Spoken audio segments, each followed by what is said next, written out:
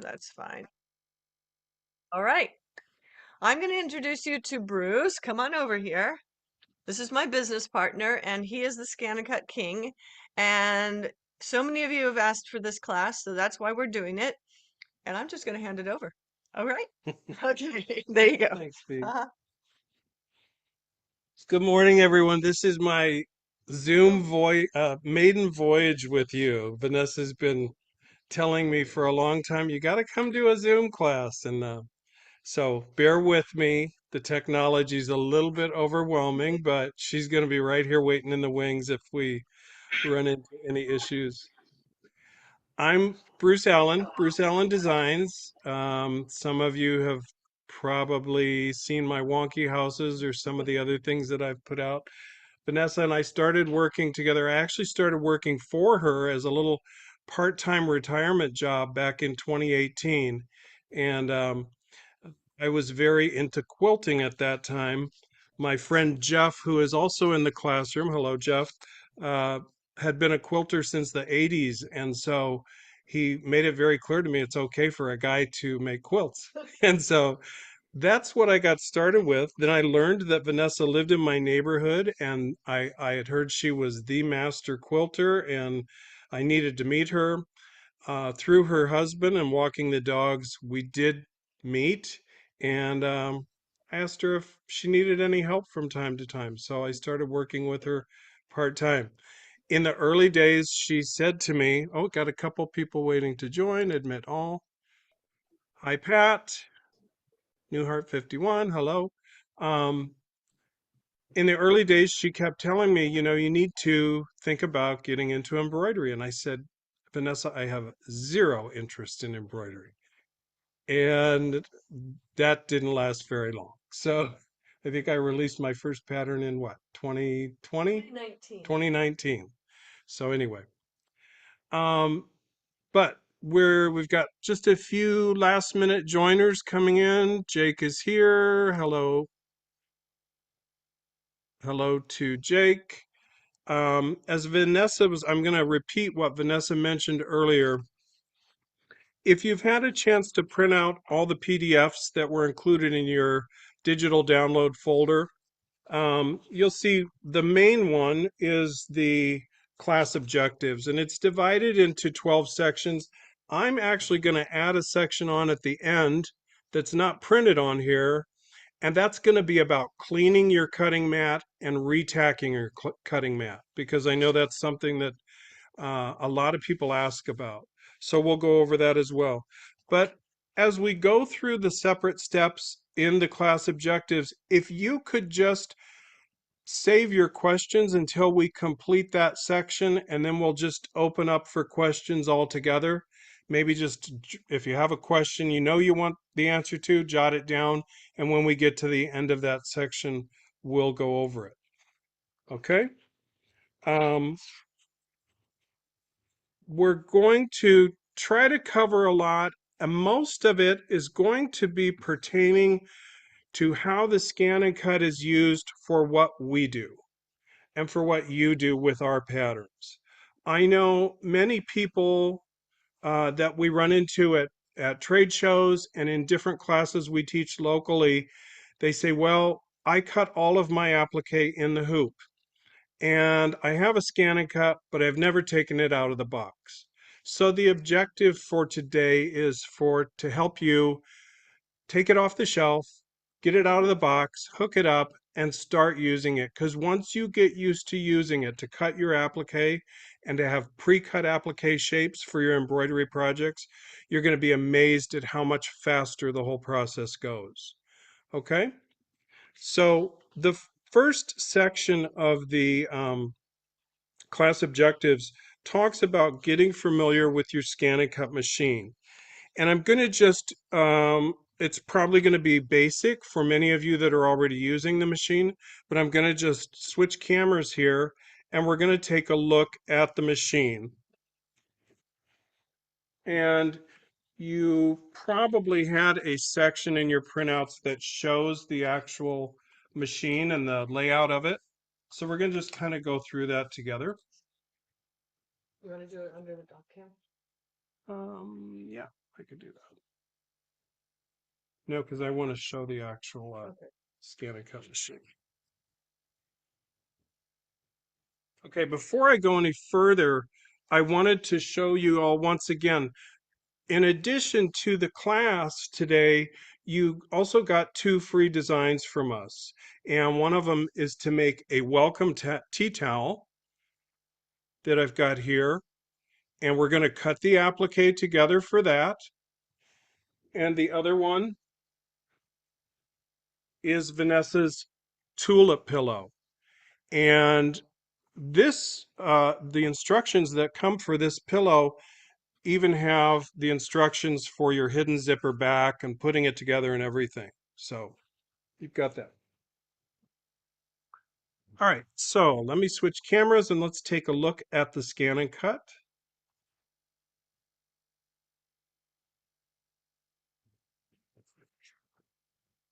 And I'm going to be moving the camera around a little bit, so you tell me if you're having any problems seeing things.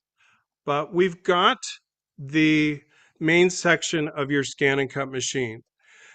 You've obviously got your power button. To turn it on and off, you actually hold the power button until the screen comes to life. You've got a home button. See, he just went to sleep on me, so we're going to wake him back up. You have a home button that will always take you back to the original home screen, and we're going to do that.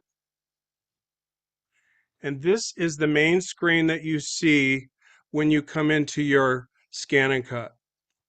There's a lot of different sections that are on the actual scan and cut screen that you can work right from here.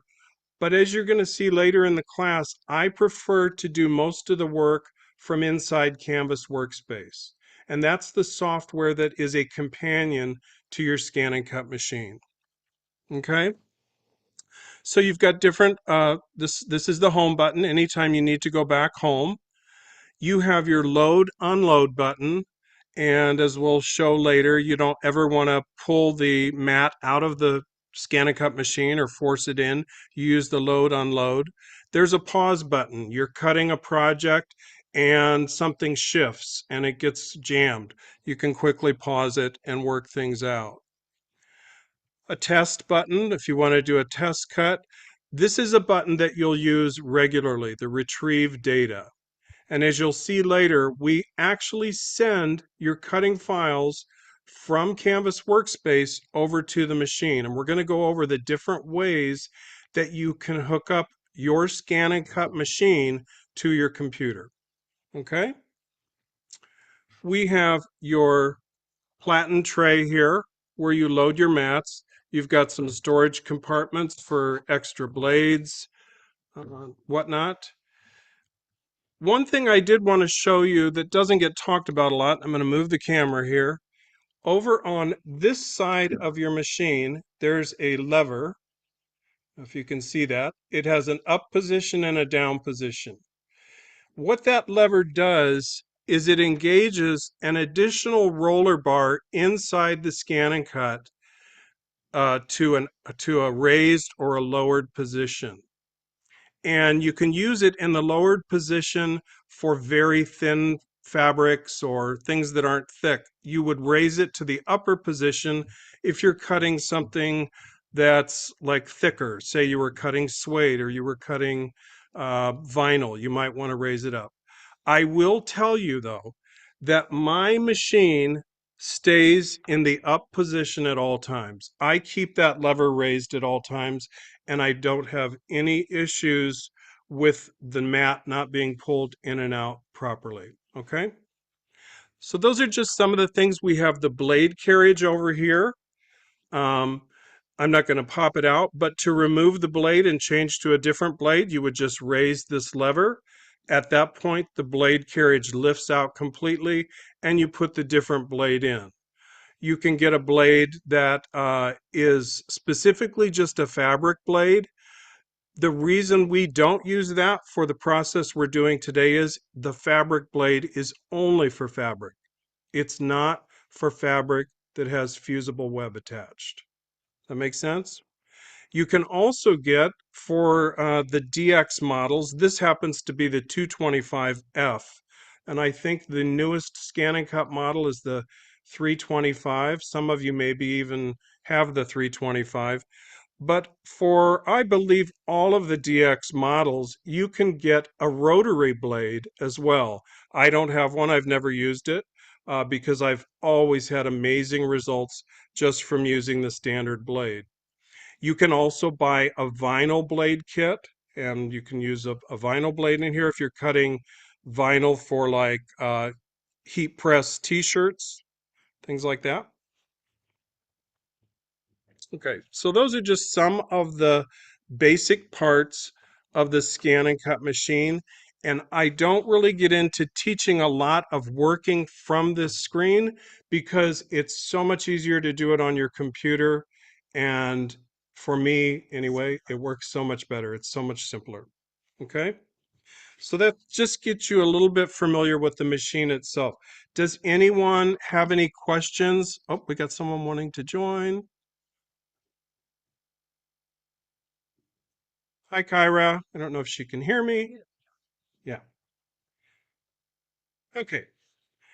Does anyone have any questions about just what we're looking at on the machine at this point? Um, I do. I noticed on the blades, mine came with three different, yours has a black top. I have one also with a blue top and one with a cream or light tan top. How do I know what I should be putting in my machine? Well, I always use for cutting fusible fabric, I always use the standard blade. And And, it's and that is the okay, black, that's the black top is the okay, standard okay, blade. okay, The great. I believe the cream one or like a tan, it may be a tan Yes, color. tan.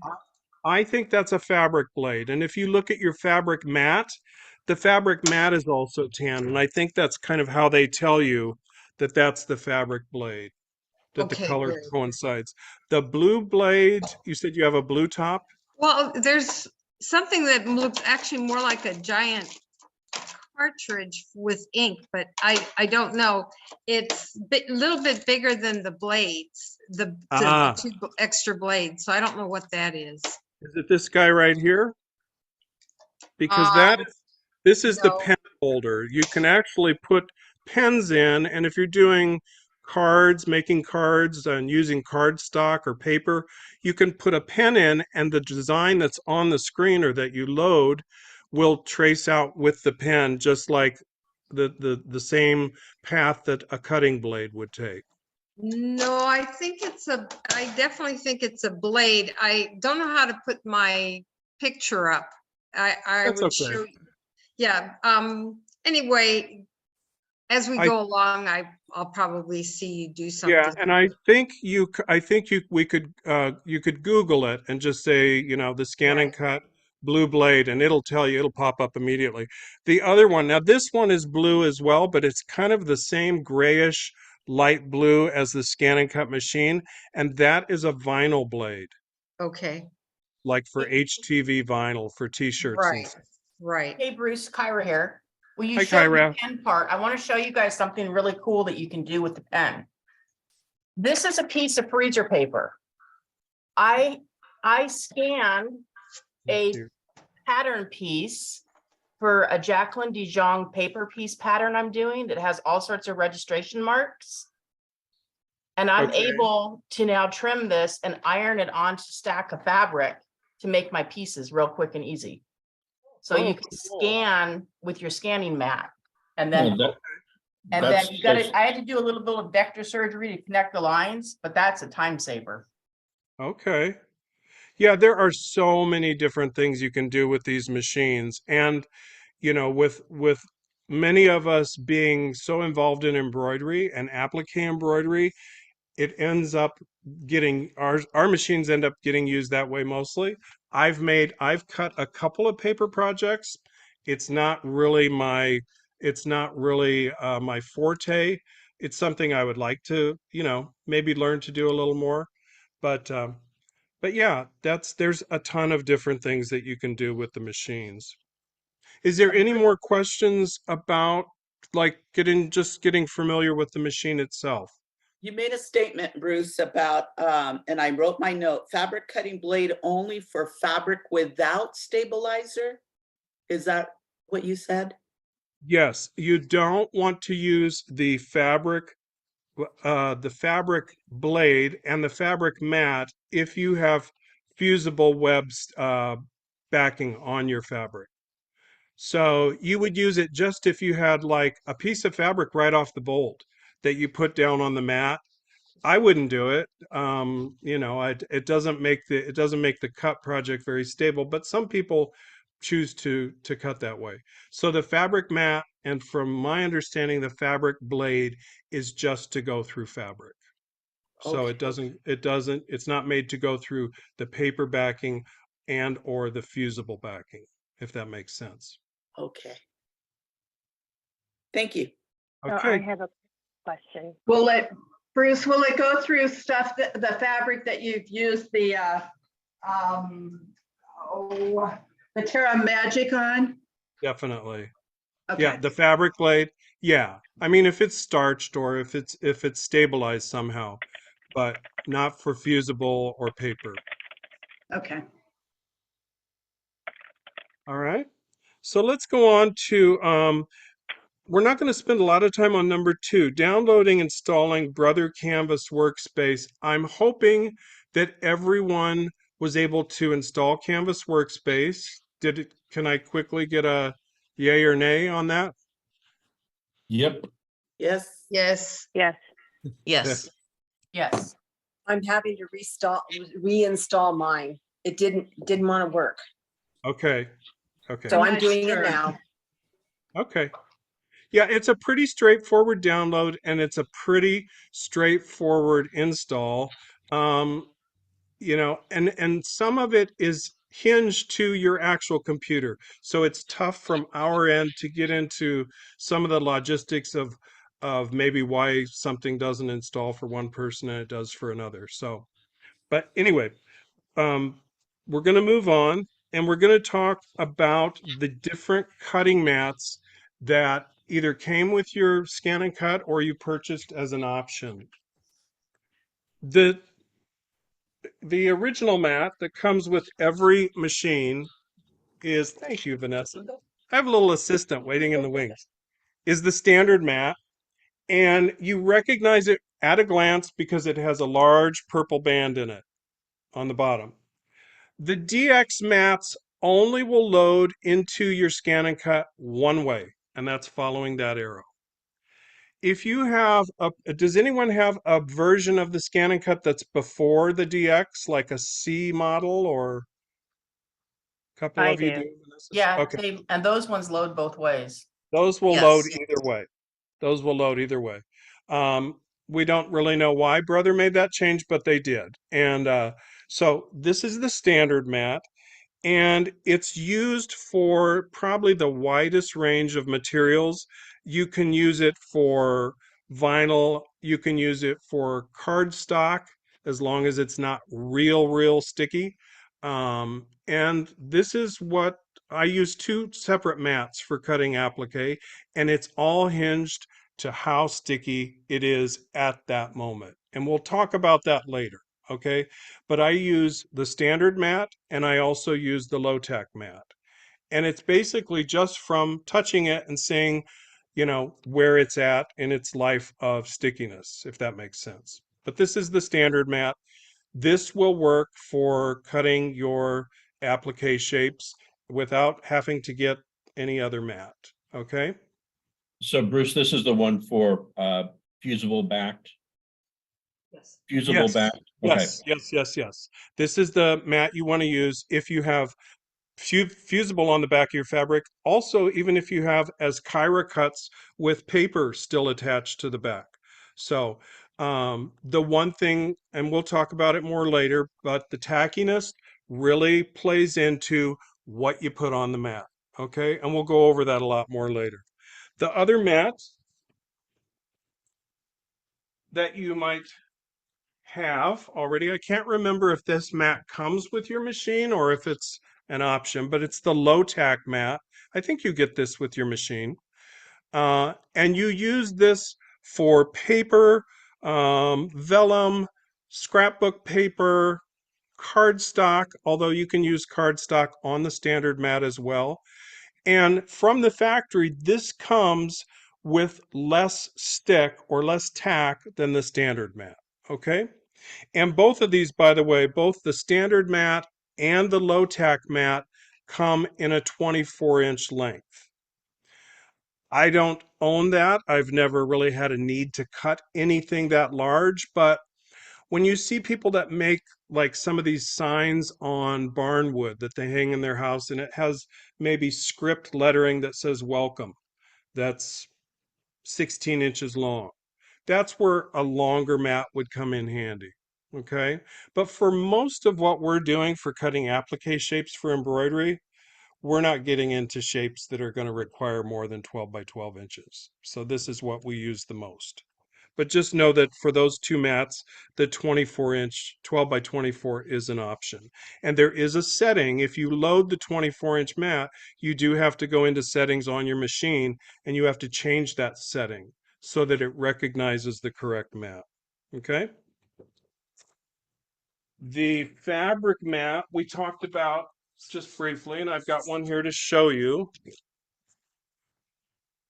And the difference in the fabric mat, I'll explain it a little bit, and you can maybe tell when I'm peeling the cover off of it.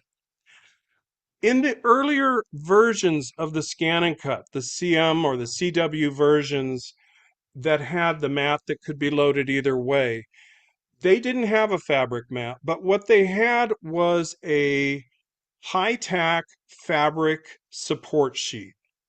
And it was a additional sheet that you could put onto a standard mat or a low tack mat, and you put it on right in that 12 by 12 grid. You had to put it exactly in place, and it added an extra amount of stickiness to it. Well, what they did with the DX model is they just went ahead and made that extra sticky fabric mat. And if you have one and you want to compare them side by side with your standard, you can feel how much more stick there is on that. And that's the main reason that you don't want to put, or that's one of the reasons that you don't want to put paper-backed fusible or fusible to mat, because you might not get it off. Okay? So that's the fabric mat. The final mat, and I didn't bring one to show you, but the final mat that's listed there for you guys is a scanning mat. It has zero tackiness on it. It has zero stick, and it has a cover sheet that's permanently attached. Just as these cover sheets we remove completely, the one on the scanning mat is attached at the top. You lift it, you place whatever you want to scan, whether it's maybe a page from a coloring book or a shape that you've drawn, and you say, you know what, I want to scan that into my machine, and I want to turn that into a cutting file. Okay? So maybe you've drawn a flower or something. You would actually load that on your scanning mat, put the slip cover back down over the top, load it, scan it, and then manipulate the file either in Canvas Workspace or on your machine. So that's just strictly a scanning mat. Okay? So on the cutting mats, does anyone have any questions that didn't get addressed along the way? Bruce, Nope. with the 325 machine, only the fabric mat and the standard mat come with it. If you want low tack, you have to purchase it, and you also have to purchase the scanning sheet. It doesn't Yeah. come with it either.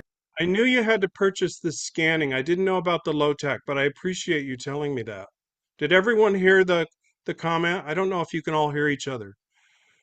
So the low tack mat is an optional purchase. Am I understanding you right? Yes. Okay. I do have a question. Yes. How do I Okay. know who's? It's about the stickiness of the mat. Uh-huh. How sticky is it supposed to be? That's my problem. Yeah, that's. That is the $10,000 question. Ah, Who am I talking to? Linda. Linda, Hi, Linda. Linda Ost. Hi. Oh yeah, we email back and forth. Hi, Linda. Nice to Right. talk to you. The We're going to go over that later on when we're actually attaching the fusible backed pieces to the mat. And I'm going to talk about that at length. And I'm going to talk about it when we discuss retacking the mat. Okay. It's kind of trial and error. And what I typically do is I will have, and I can show you one here, I'll have shapes cut out, or I'll have squares of fabric cut out that I have put fusible, and I don't know if you can see the shine. You see that? Yeah, See. Mhm. that's okay. It's just, I'm just showing this real quick. But I've got fusible attached to the back and I've peeled the paper off. If I'm unsure how tacky my mat is and how that's going to perform, I'll take this little sample piece and just put it down on the mat, just rub it with my fingers. If it seems like it's not sticking real well, I'll maybe roll over it with the brayer, and then I'll take tweezers and lift it. And if it comes off easily and yet it doesn't slide around when I have it on the mat, you should be just fine. If you're really struggling to get that off, or if you're lifting it with tweezers and some of that fusible backing is sticking to the mat, then your mat's probably a little bit too tacky. And once you've got it that tacky, to my knowledge, there are no products that will make it less tacky, but there is a technique, and it's super simple. A white tea towel, a white t-shirt, anything that's light colored can just be laid onto the mat, rub it down, and lift it off. What you essentially have done is you've taken some of the tackiness away by leaving behind some of the fibers from that fabric on the mat. Does that make sense? Yes. So it's a really quick way, if you get your mat too tacky, to adjust it back down a little bit. Okay? Okay. Because the products I'm going to show you later, they really do a great job at making these mats tacky again, sometimes almost more so than when they come from the factory. Okay? But that's the test that I do, and that always seems to work. Okay. Applique fabric preparation. This for Vanessa and I is just huge, huge, huge, huge. It, in my opinion, is the number one thing to concentrate on to get the cleanest, sharpest edge cuts from your fabric. I'm not going to do a demonstration of cutting a non-stabilized fabric next to a starch fabric, but if you ever do that at home, or if you have done that already, you'll see that if it's not starched or if it's not stabilized with Terial Magic, you get a lot of fraying around the edge. Okay?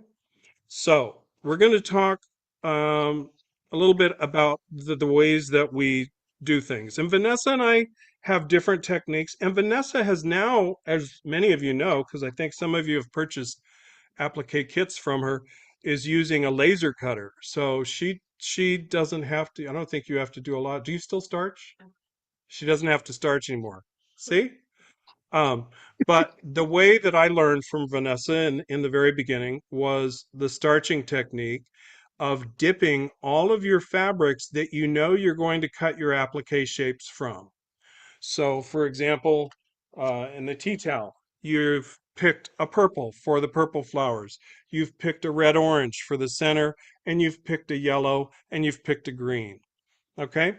So what you're going to do is you're going to take a rough cut of each one of those fabrics that you know is large enough to cut those shapes from, and you're going to pre-dip it in a starch mixture that we mix 1 to 1 with water. And we use good old Stay Flow. You can buy it at the grocery store, you can buy it at Walmart, but we mix it and only mix up what you think you're going to need. You know, you don't need to mix a gallon to a gallon, because then what are you going to do with it? Although I have poured it back in the jug and marked it and saved it as applique dipping. But start out with a cup to a cup, maybe cup of water, cup of starch, stir that up, Dip your fabrics, leave them in the dip for a couple of minutes, because fabric, even sometimes when it looks like it's fully saturated, the inside fibers haven't really grabbed it. So that is one method that we started using, and it works really, really well with this particular product. Um, Trying to pre-starch with spray starch and a dry iron, not real great. You will see that by using this method, you'll get a lot crisper fabric.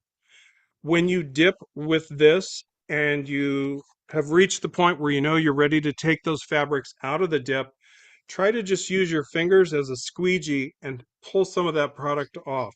Try not to wring them up tight, because as you lay them flat to dry or you hang them on a line to dry at that point, that crinkle that you just put in there by wringing them out is going to be really tough to get out. Okay, so I try to just squeegee off as much as I can. If they're still sopping wet, I'll lay them on an old towel and just leave them there to dry, or you can hang them on the line. When they are completely dry, or when they're about 80% dry, you can come back, put them on a wool mat or your ironing board, and just lightly mist them with water and a hot dry iron and press them very crisp, very flat. Okay, so that's using the Stay Flow method. Easy one, inexpensive, and it works. The method that I like to use, that Vanessa does not like to use because she doesn't like the smell of it. I don't think it's an offensive smell. It's just a, think of your teenage son's gym bag, maybe. I don't know. It's not horrible. It's just not it's not aromatic. Okay, but this is called Terial Magic, and it's a spray product, and you can buy it in different sizes. And what I do to prep my applique fabrics that I'm getting ready to cut is I just take them to the sink and I thoroughly saturate them on both sides with the Terial Magic. And I make sure that I get them just as wet as if I was using the dipping method with the Stay Flow. They really need to be wet. And again, leave them lay in there for a little bit until you know all the fibers have soaked up some of that product. When you lift the pieces out, you're going to do the same thing. You're going to squeegee off what you can. Try not to wring them. Lay them flat to dry or hang them on a line to dry. Typically for applique, I like to lay them on a towel to dry, because sometimes when you put them over a line, then you've got that extra crease that you've got to figure out how to get rid of. So again, let that dry either all the way and remist it with water and a hot dry iron, or a lot of times if I'm in a hurry, I'll let it get to about 75% dry and take it right to the ironing board and hit it with a hot dry iron. What it does, and I brought a piece to show you, is it will finish your fabric for applique. This is just regular quilter's cotton, but it will finish it literally like a piece of paper. Okay, actually a heavy piece of paper, because as you can see, it doesn't even really flop over. So it gives it a super crisp finish.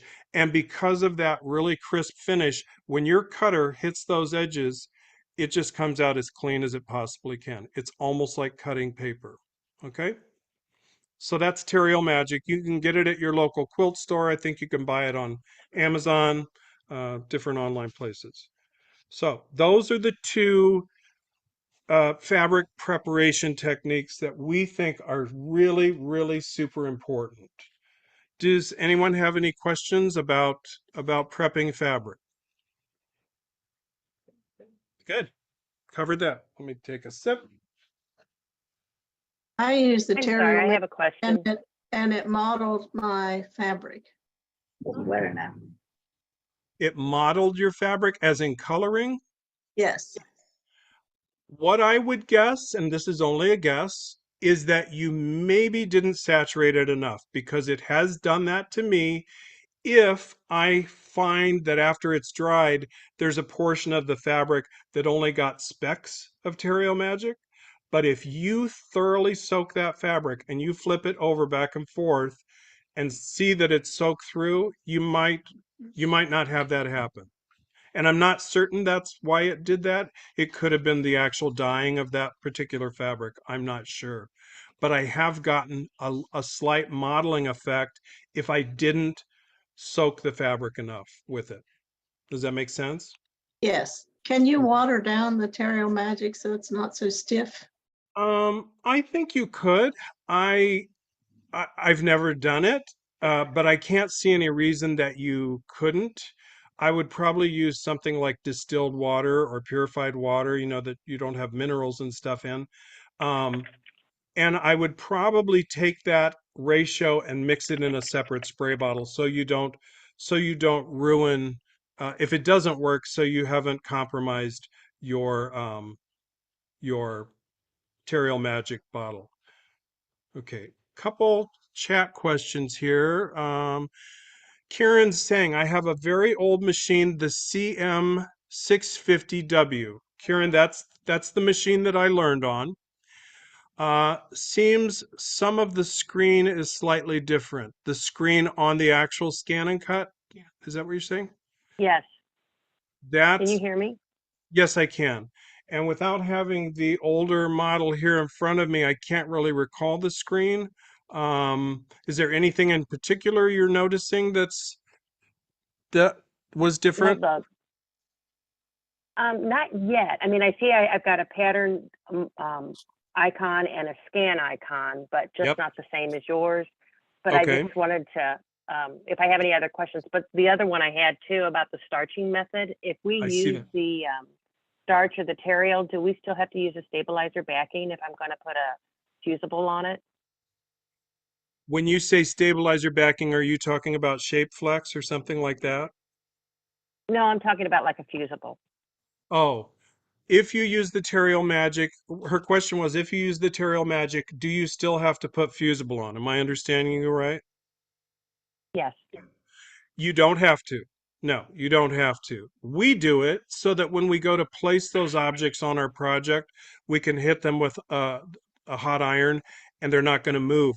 They're not going to get hit by the edge of the embroidery foot or something like that and shift out of place. But I think you could probably do it without backing and maybe tap the back of it with a glue stick when you're placing it. But if you use a glue stick repeatedly, that's going to get pulled into your machine. So that's why we don't do that. But but as far as the actual machine cutting it, you don't have to have fusible on it, especially the Terial Magic method, because like I said, it turns it into almost like cardstock. So did that help Right. answer your question? Yes. I almost always use the fusible, so I would probably use the mat that I would fuse my fabric first. I don't have to use the Terial Magic if I'm going to use the fusible. Is it stiff enough? Yes, you do. Yes, you do. That's what we're saying. Oh, I see what you're asking. If you're attaching the fusible, do you not have to use? No, you need to still stabilize your fabric with either starch Okay. or with Terial Magic. And the main reason for that is you're going to get clean edges with that. And It sets the I, threads. I'm sorry? I said it sets the threads then, right? It sets the threads, it locks them in place. And the other thing Okay. I will tell you about not stabilizing your fabric for applique on one of these cutters, you're going to have a lot more occurrence of the cutter blade actually maybe grabbing or moving the shape itself if it's not stabilized. You agree with that, Vanessa? If it's just fabric, sometimes it's going to move around a little more. If it's stiff from Terial Magic or starch, it really stays in place. Okay? Right. Thank you. All right. Anything else about the prep of applique fabric? Nope. Okay, we're going to move on. Number 5. How are we for time here? Need to keep moving. Fusible web materials. And this, I will tell you, is a matter of personal preference, but what I've put on the sheet is mostly about my preferences. Some are Vanessa's preference, although, yeah. They're similar, but they are different. The first one that's listed is the Brother Scan and Cut Iron-On Fabric Applique Contact Sheet. Why they couldn't come up with a short name, I have no idea. But that's what they call it. It's not the easiest to come by. It's typically only going to be available from a brother dealer, maybe where you purchased your scan and cut machine. I don't know if I've ever found this on Amazon or not. I may have. Uh, it is, of the ones listed here, it is definitely the most expensive, but it is the most, I'm going to say, in my opinion, it's the most pliable.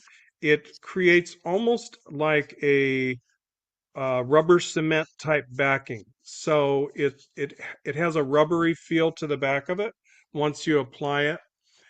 It comes in a roll that's 36 inches by 18 and a half. And, you know, the price, I can't really tell you what you'll find, but it is the most expensive. I I use this when I'm making my samples, when I know that I want the cuts to be perfect, when I know I want the fusing to the project to be perfect. It's just a really, really good product. And because it's made by Brother, it works really well with the scan and cut machine. Okay. Um, like I said before, you can use this on a standard tack mat or a low tack mat. But as we'll show you later when we're actually using this on the mat, it is hinged to how tacky the mat is. Okay, so that's the first one. The second one I don't have a package of, but it is, I'm sure you've all seen it. You can buy it just about anywhere. It's Heat and Bond Light, and it's very, very similar to the Brother Scan and Cut. It performs almost the same, and it's a lot more affordable. Karen just found the Brother Scan and Cut. Is that what you found, Karen?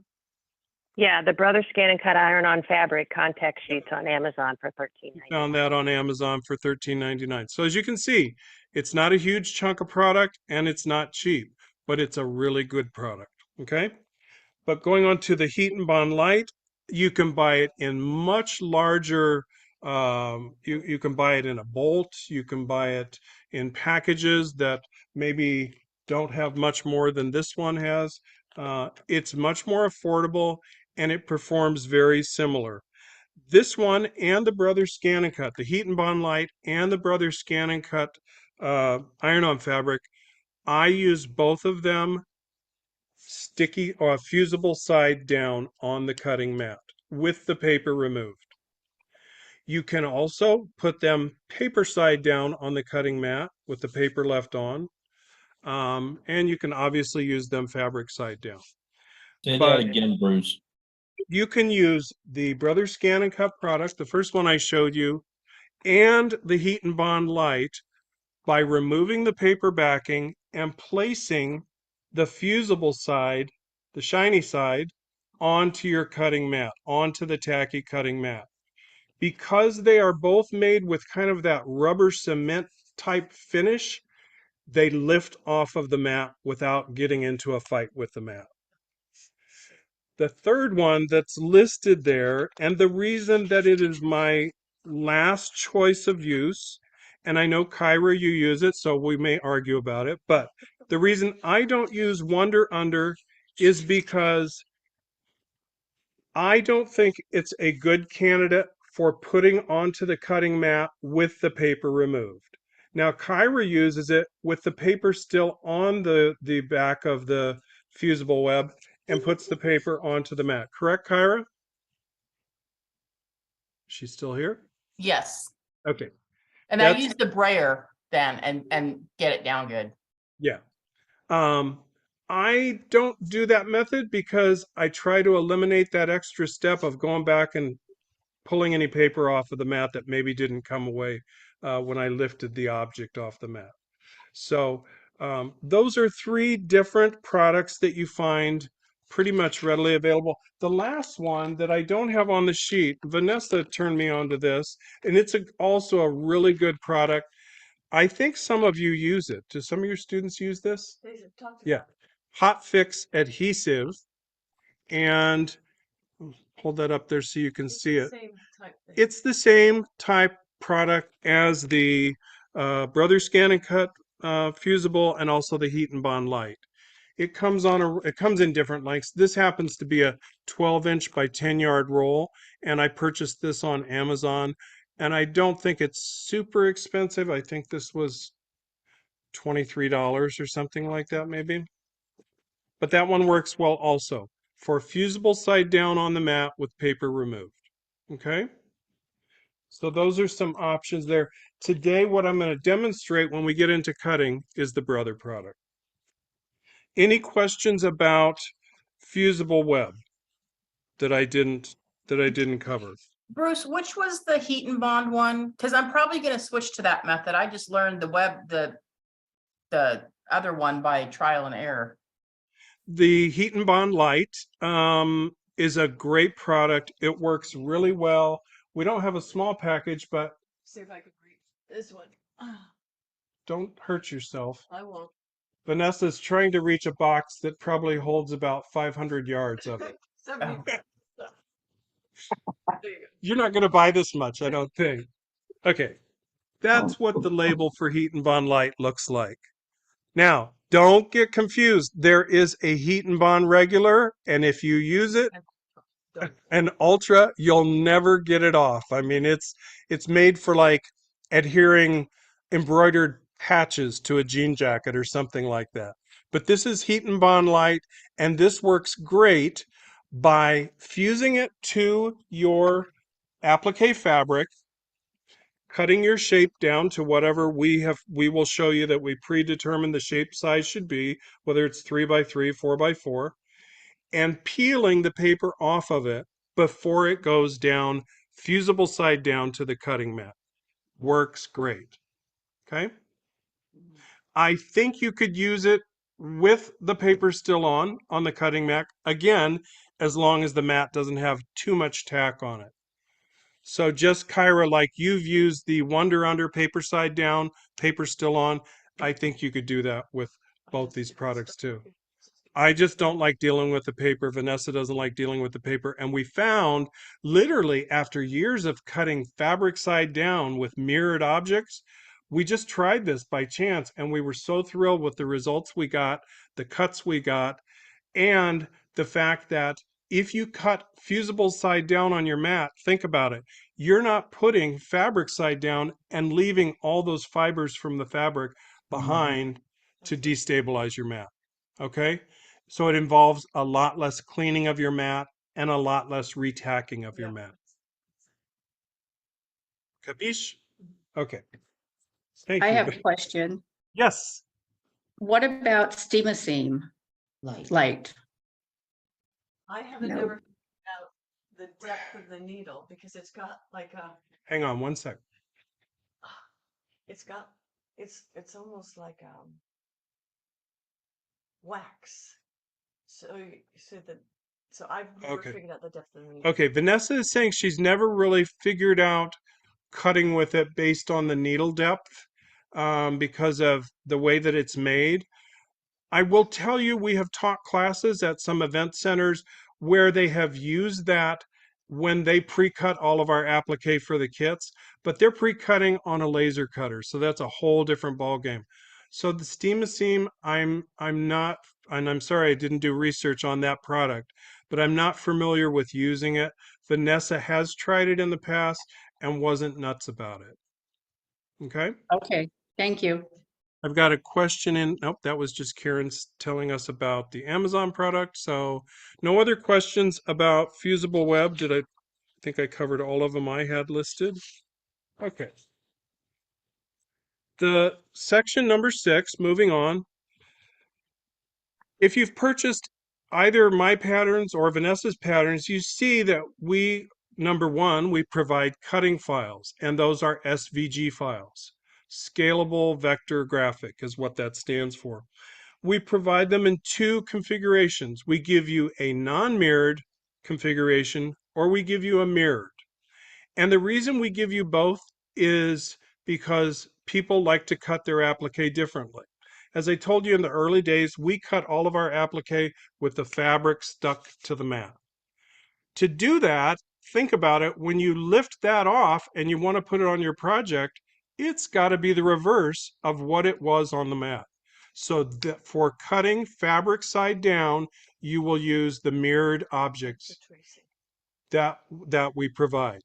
The other reason that we provide you with mirrored shapes, and it's in the PDF files that we provide to you, is uh, when you trace your shape on fusible. Yeah. And then you're going to cut out that piece of fusible according to whatever the shape was you traced, and you're going to iron it to the back of a piece of fabric. Again, that's going to get flipped over, so you need the reverse of what the non-mirrored objects are. Does that make sense? But today we're strictly going to be working with cutting non-mirrored. We're going to show you, hopefully open up a whole new world for you where you don't A, have to trace anything anymore, B, have to cut in the hoop, or C, have to cut anything fabric side down on your mat. Okay?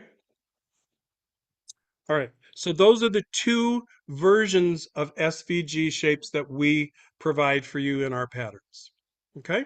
And two versions, not just SVG shapes, two versions of PDF files that are provided for you in our patterns. These guys that you can print out. Let's go to .cam.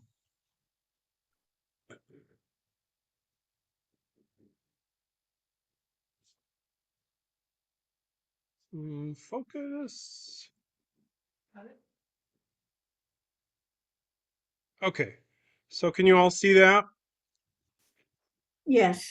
Okay, so in addition to the actual cutting files, all of our patterns come with these PDF templates as well, and they are also provided mirror and non-mirror. This one happens to be non-mirrored. They'll always be marked at the bottom so you don't get them confused when you print them out, okay? So this is the non-mirrored version. You can use this if you're going to trace for hand cutting applique. You can use this to help with cutting out the shapes and seeing if they're going to fit on the actual project you're doing, so on and so forth. We also use them in another way, especially when we're doing like a huge quilt. We'll actually print out these PDFs, and when we've determined what applique fabrics we're going to use for the different parts, we'll cut out a little sample of it and staple it right onto the sheet.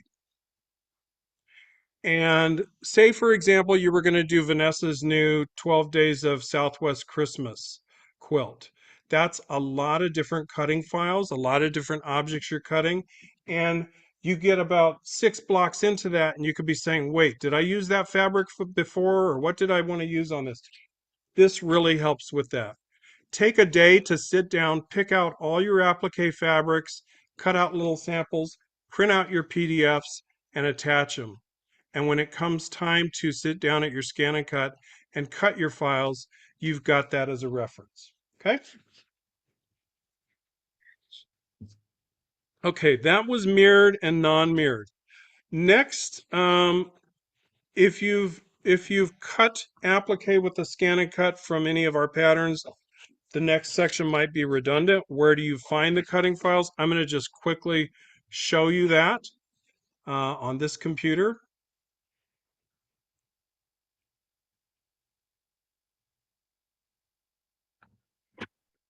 Okay. So this is your actual folder that you got for the class, the Scan and Cut Zoom class digital download. I'm going to show you on this particular one where you find that, but then I'm also going to pull up one of our random patterns to show you how you drill down to find these cutting shapes for your scan and cut. So for the tulip pillow, I'm going to double click, and you'll see a folder that says templates and cutting files. Double click again. You see two folders in here, and what we have done is separated, or what Vanessa has done is separated the mirror PDFs and SVGs and the non-mirrored. We said today we're working non-mirrored. Double click, and there you see you have the actual SVG file See if I can expand this. You have the SVG file, which is going to be the file that is sent to your cutter. And you have the little symbol here shows you you have a PDF. And we're going to pop that open. And you can send that to your printer. Always print actual size. Do not scale to fit. Do not change the print percentage. Always print to actual size. Otherwise, you could trace your applique shapes and they end up not fitting the placement line on your project. Does everyone understand that? Print actual size. Okay. Okay, so that's how to find them for this particular project. Let's take a look at one of our CDs.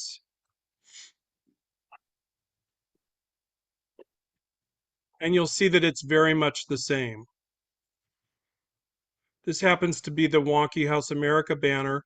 Again, templates and cutting files folder. This one was grouped into non-quilting designs or quilted designs because they were a little bit different, and then subcategories in each of those of mirrored and non-mirrored. Okay? And again, printable PDF, SVG that goes to the scan and cut. You can't open this SVG file by double clicking it.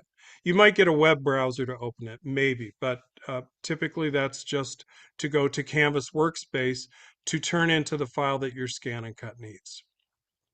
Okay, so that's where you find the things that you need for cutting from our CDs. Okay.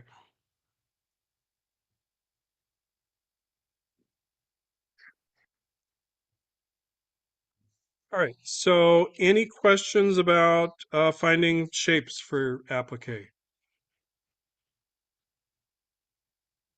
Is this anything I need to, screen sharing has stopped as the shared window is closed?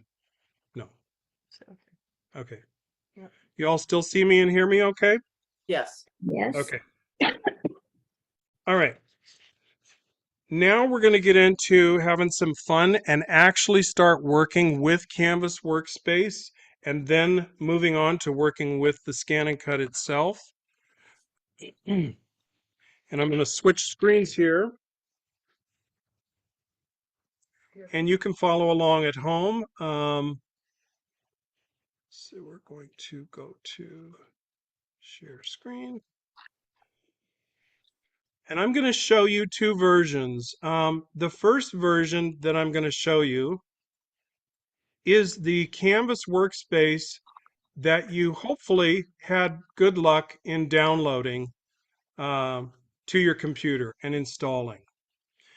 I'm going to go back and show you how this opens up. Hopefully, yes. Yes. When you first open, you're going to get a little pop-up window, as some of you have maybe already seen.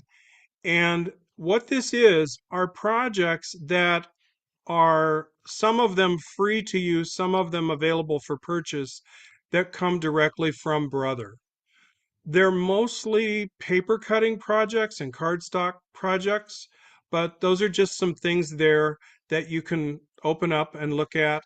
When you open one, it not only gives you all the different shapes to cut on your scan and cut, but it also gives you a recipe that you can open to follow for all the instructions for all the steps of making that particular card.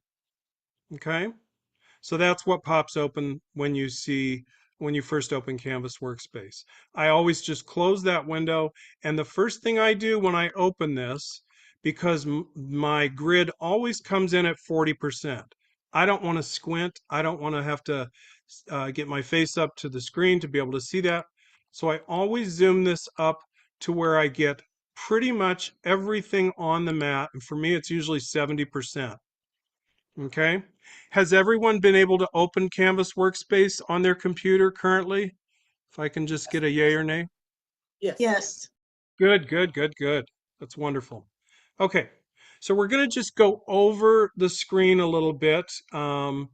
not in full detail because there's so much, like I said before, that this software can do that maybe we don't use on a day-to-day basis for embroidery or applique, but we'll just go over some of the things.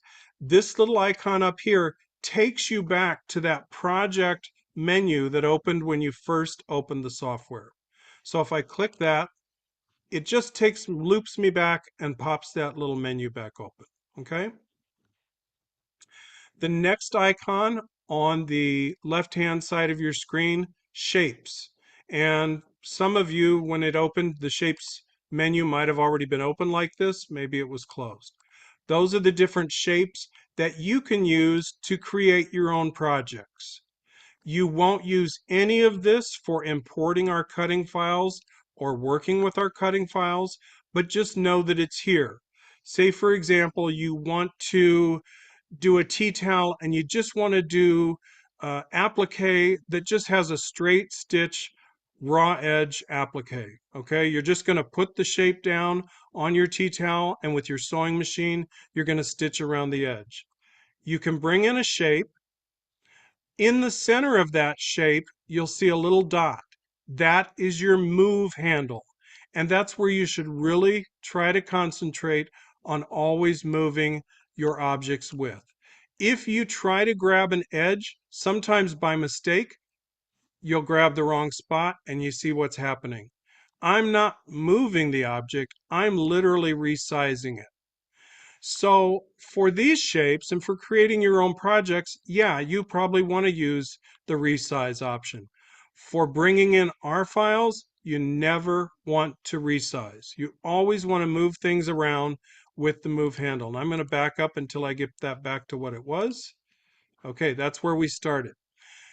If you see nothing lit up to move, you don't see that move handle or anything, just one click on the outline of the shape and it gives you your selection box. You see that? And you can repeat these steps that I'm doing at home if you want to. We're not going to use any of this. Hi, Derek.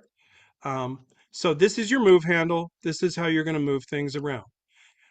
There's a little bar sticking out of the box. Obviously the corners or the edges will resize.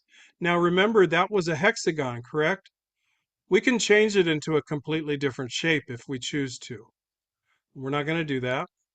Okay, it's unselected again. There's a couple ways. You can click, or with your mouse outside and away from the shape, you can simply drag until it catches a corner of it and it selects it. I'll show you that one more time. And it can be any configuration. Touch and it's selected the whole thing. But this is how you move it. The little bar that's sticking out with a round dot is a rotation bar. And you see that when you hover over it, that you can take that shape and you can rotate it. Say I wanted to do a bunch of these on the page, but if they all came in configured like this, I maybe can't get as many of those on the page as if I rotated them back and forth a little bit. Okay, so that's a rotation. Anytime you click off of the shape, it will deselect it. Okay? In addition to the shape we put on there, you can add other shapes. Okay? You're not limited to just one thing. The move bar will always be for the last object that you placed on the screen.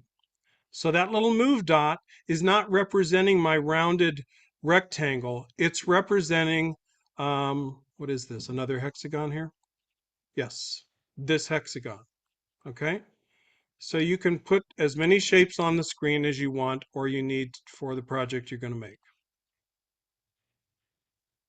Okay, so that is the shape section, and there's lots of things. There's some good flower shapes that you could play with. Say you wanted to do an applique flower and you wanted to put a center in it. Okay, so your flower, for example, is going to be, maybe it's going to be red. Your center is going to be yellow. Okay? You're going to cut those as two separate shapes because you're going to place your red down when you sew your project, and then you're going to place your center down after. And you could just keep going with that. I mean, you could do You could do all that you want with that. Okay, so that would be 3 layers of applique on that little raw edge tea towel that you're making. So that's just a little something you can do with shapes. Doesn't have much to do with our or our SVG files, but I just wanted to show that to you so that you'd know it's there. Okay. Okay, turn that off. In addition to shapes, you can bring in text. Say you wanted to fuse, you wanted to put heat and bond light or Brother ScanNCut fusible on the back of some fabric, and you wanted to cut out letters for your granddaughter or your sister, and you wanted to iron that onto a t-shirt so her name's on there. Okay, so you pick a font, and there's tons of different fonts in here. Let's find a fun one. You're going to pick a font. Let's pick Georgia. And when you click once on the cutting mat, you get a cursor, and you can see that that's blinking. You're going to type what you want to cut.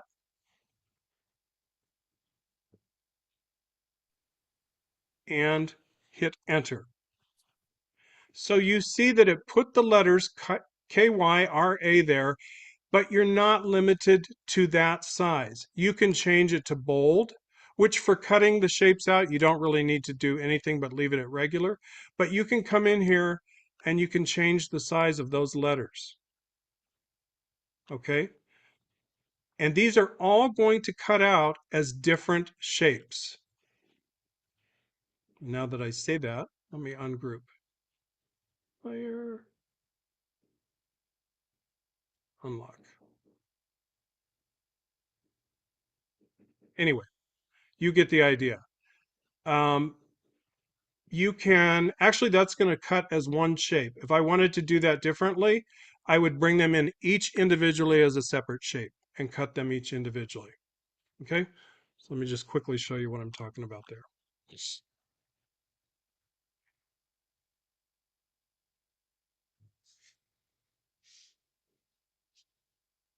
Okay, that's one shape. Do another one.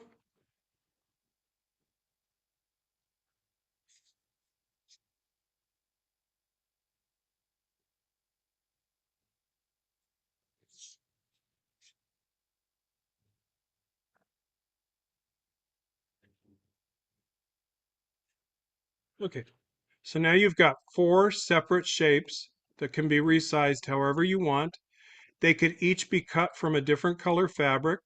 They could each be cut in different sizes for a wonky look if you wanted to. So there's just all kinds of things you can do with this. And you can kind of see the possibilities, picturing that in different colored fabrics and fused to the front of a little one's t-shirt.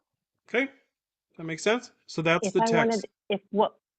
if once I typed it out, I didn't like the font, I'm sure I could just click on it and change the font up at the top and it'll automatically Absolutely. change it without having to start. Okay. Absolutely. Just select the shape and pick a different font. And you see what that did? Right. And if I select a font that is script, that is connecting like handwriting, then I would definitely want to keep it all as one. And you want to type your word out as box. one word. Correct. Okay. That's a very good point. Yeah, if you want to script word, maybe you're doing something with welcome like we talked about earlier. You're actually cutting from regular adhesive that's going to be braid onto a project for someone. Then a script would obviously you'd want to cut that as one. Okay. Bruce, Yes.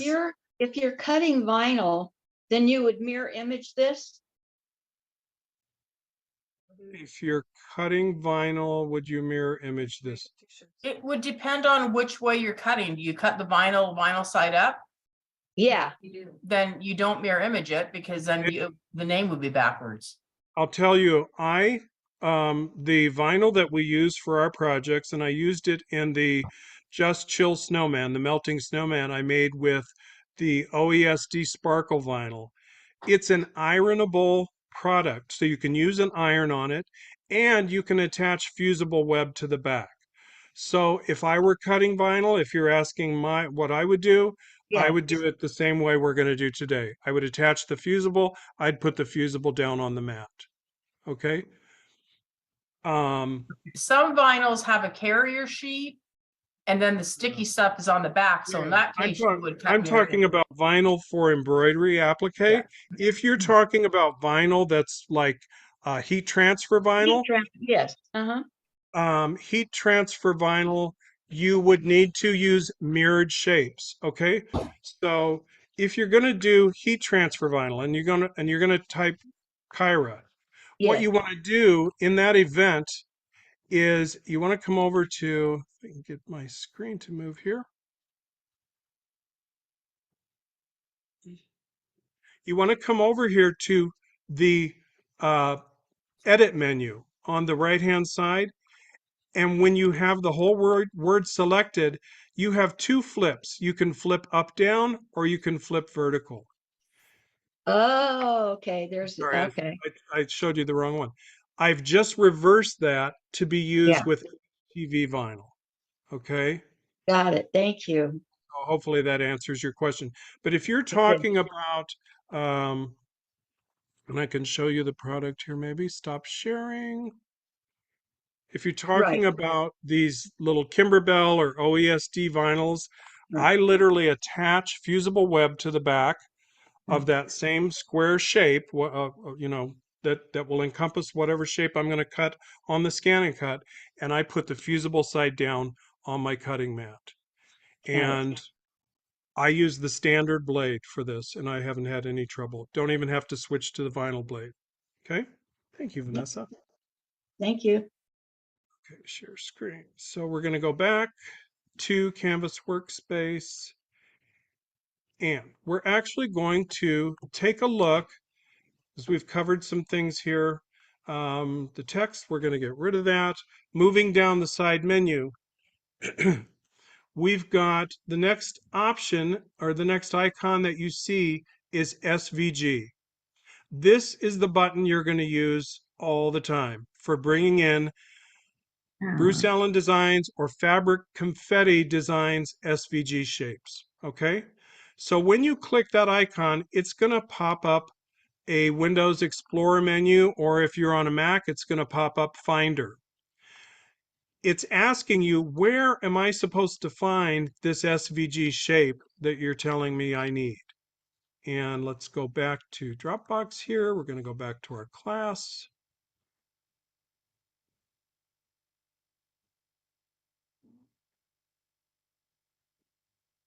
Okay, so we're going to start with the welcome tea towel. We're going to go to templates and cutting files. We've gone over this a couple times now. And we're going to select the non-mirrored version. Now you'll notice before we had more options on this menu, didn't we? We had PDF files and they're gone. Why are they gone? They are gone because Canvas Workspace can't open the PDF. It can open the SVG, but it doesn't open a PDF. So your menu is only going to show you what can potentially be opened. I'm going to select the welcome towel non-mirrored SVG shapes, and I'm going to say open. And look what happens. We got a warning message. And we've gotten comments from customers over the years, why am I getting this? Why is this happening? I have a problem with it. It is nothing but a text warning telling us that there's objects that were in that file that the Canvas Workspace program can't read and can't translate. And I will tell you what those objects are, and I showed them to you when we were looking at the PDF. All of that text that was at the bottom and all of the text measurements that we type inside of each box doesn't come in to Canvas Workspace. So all you have to do at this point is say, okay, the message goes away.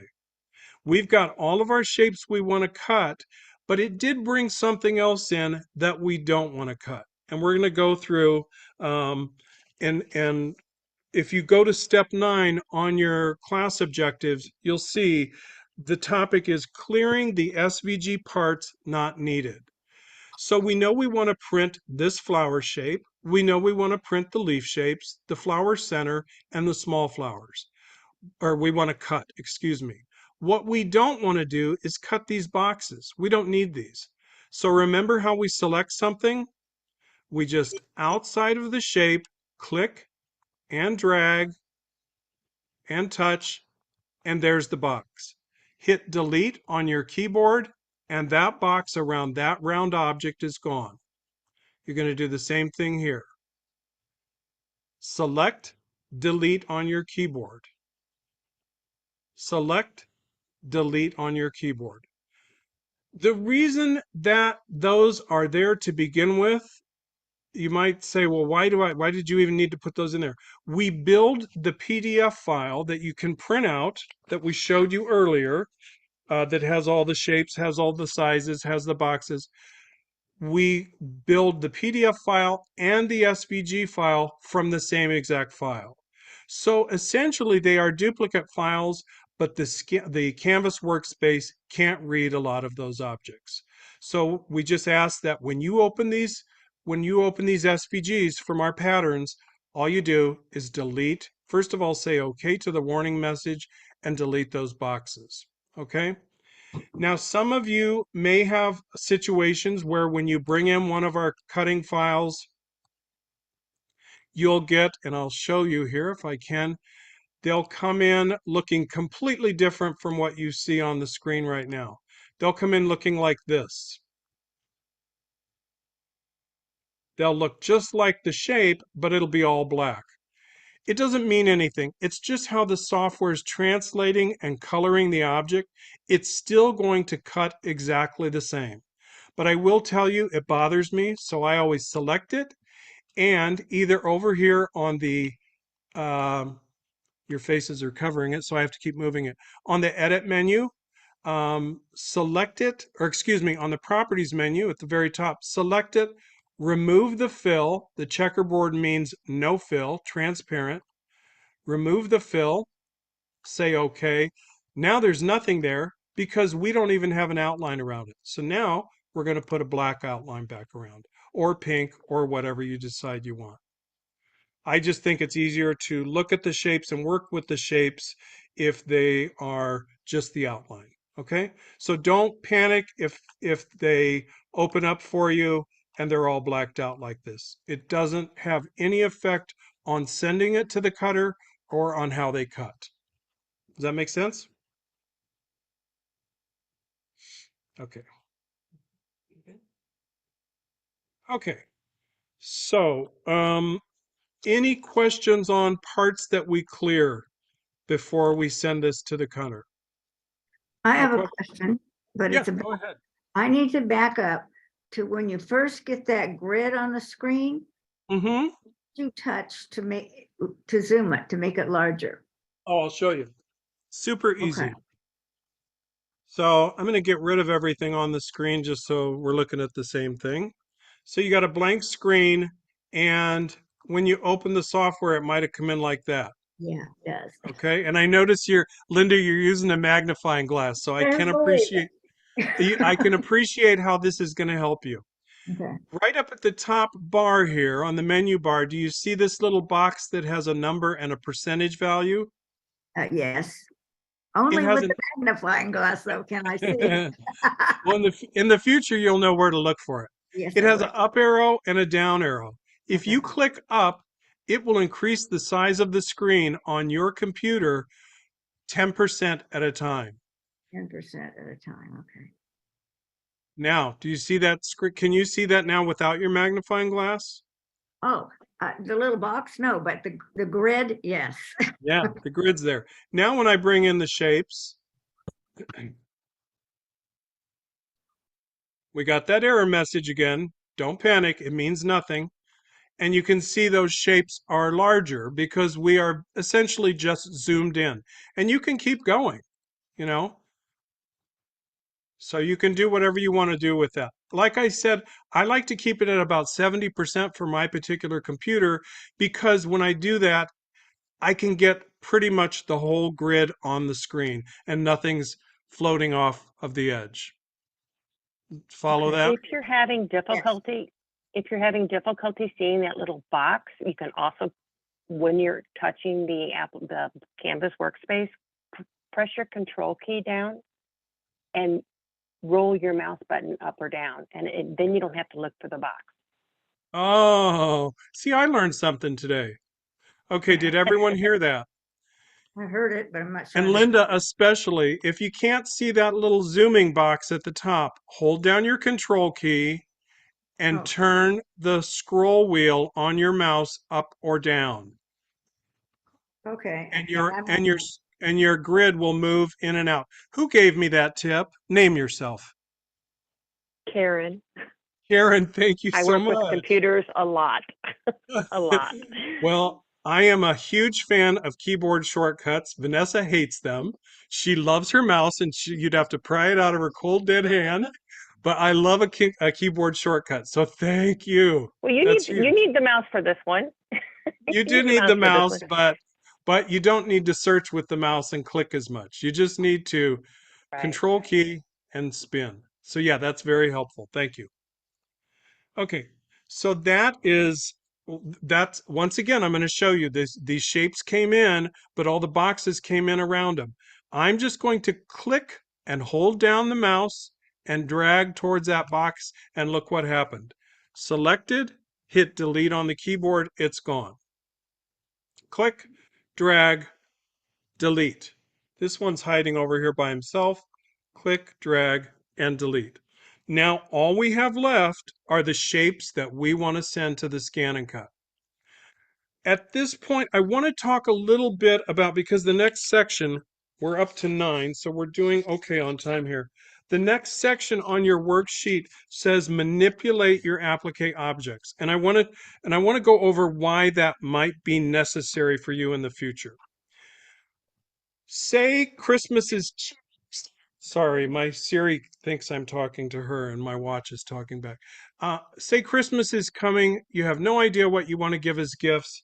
You make one of Vanessa's tulip pillows and you say to yourself, man, that would be a great gift for friends and family. So, but I'm going to need to cut applique for several of them. What you can do with this software, and I'm going to show you, it's super easy, is you can create multiple objects at a time and cut them out. So for example, say the red part of this particular flower, this is from the tea towel, but we know this is a red-orange part of the flower. Say I want to cut a full screen of those. I'm going to remove the objects I don't want. I'm deleting them. Don't worry about it. They're still in that SVG file that we provided for you. So anytime you want to reload this into Canvas Workspace, they'll be there. But for this particular moment, we're just getting rid of them, okay? I'm going to select the object that I want to cut a lot of. I'm going to go over here to Edit. I want you to scroll down with me to about the middle of that sidebar. And do you see this duplicate? Go ahead and click that. Okay. Look what you got. Yeah, neat. So you now get to cut out the center flower background for 16 of these pillows you're going to make and give as gifts. You're going to be busy, right? Once you've done that, you're going to save that particular page. You're going to say File, Save As, and I'm going to call that, where can I save this? Does it matter, V? Nope. At this point? Desktop, it's fine. I'm going to call this Welcome Center Background Flower. And what did I say we have? 16. Okay. Look at the file type it is saving it as. This is a file type that's literally for Canvas Workspace, CWP, Canvas Workspace file.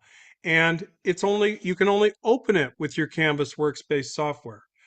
But what I'm doing is saving this, and now I can reopen this 16 multiple versions of that single flower shape anytime I want. All I'm going to do is I'm going to fuse fusible web to the back of a 12 by 12 piece of fabric. I'm going to lay it down on the mat. I'm going to send this to the cutter, and I'm going to get 16 of those large flower shapes. Your next question is, well, how do I get the rest? No worries, we're going to go back. And we can just use the back arrow to do that. The next thing we're going to cut are the leaves, okay? Now we're going to delete the other objects and just keep the leaves, okay? But if you'll see, these are all 4 separate objects. So in order to get the best use of your mat to get multiples of this, you probably want to move these and get them in a position so they're using the least amount of space, okay? And I'm not saying the positions I'm picking are probably the best. You maybe could come up with better configuration, but we'll just start with that, okay?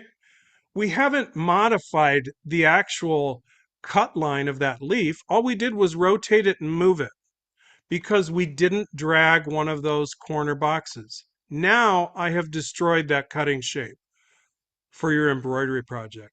And why have I destroyed it? What's it going to do? Too big. It's going to be too big when the machine stitches out the placement line. If you find you ever do that by accident, just back arrow.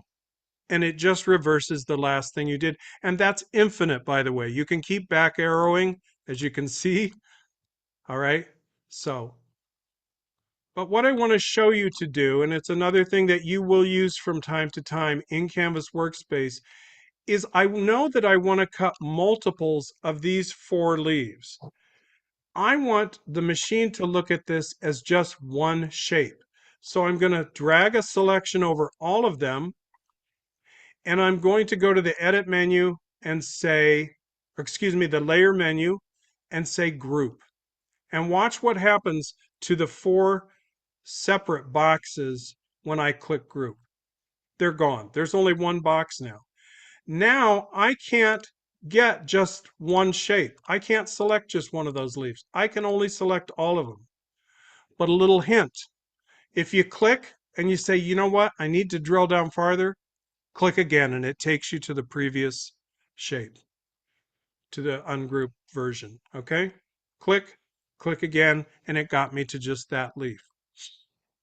But what I want to do is have this as a grouped object so that when I come over here and I say duplicate, it's duplicating all 4 of them as a group. Okay? Yeah. So, what did we do Bruce? with this? I'm sorry, go ahead. I'm sorry, I do have a question. Yes, go ahead. This is Wendy. And Hi, Wendy. when I go, I'm good. When I go to the left side and say edit, I do not get the sidebar on the right. How do you get that sidebar on the right for edit? This one that I'm mousing Yes. over? Yes. That is a very good question because it's always a default on mine. Let me see if it's up here in the menus. Display.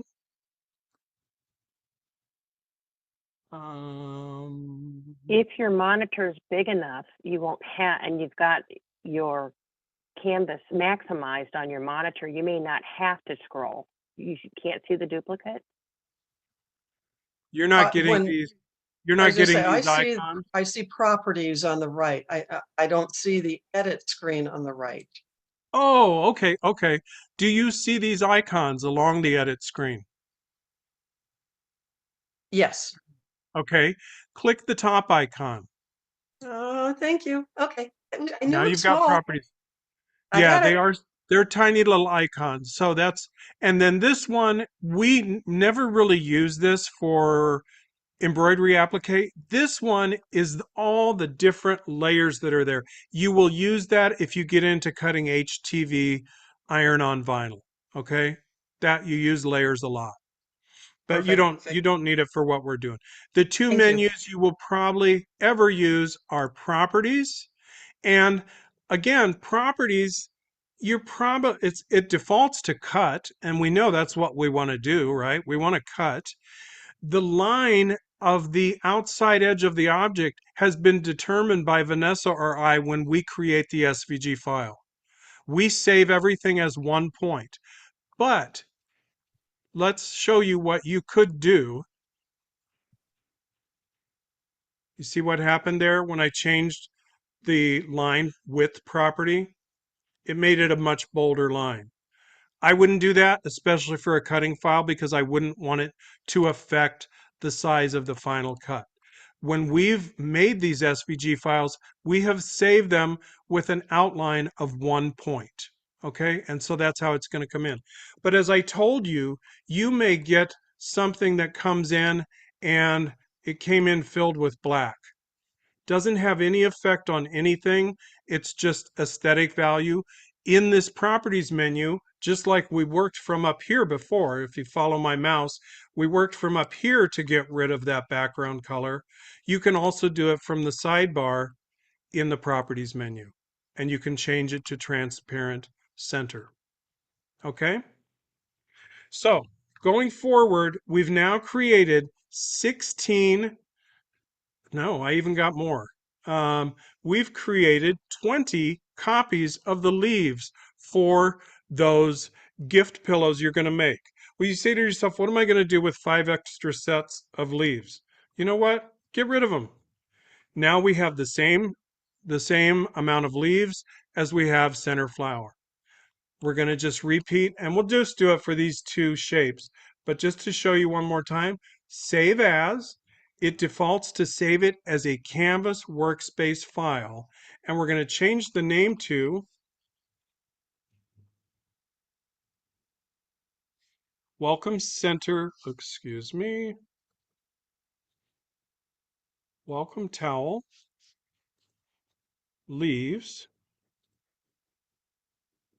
16.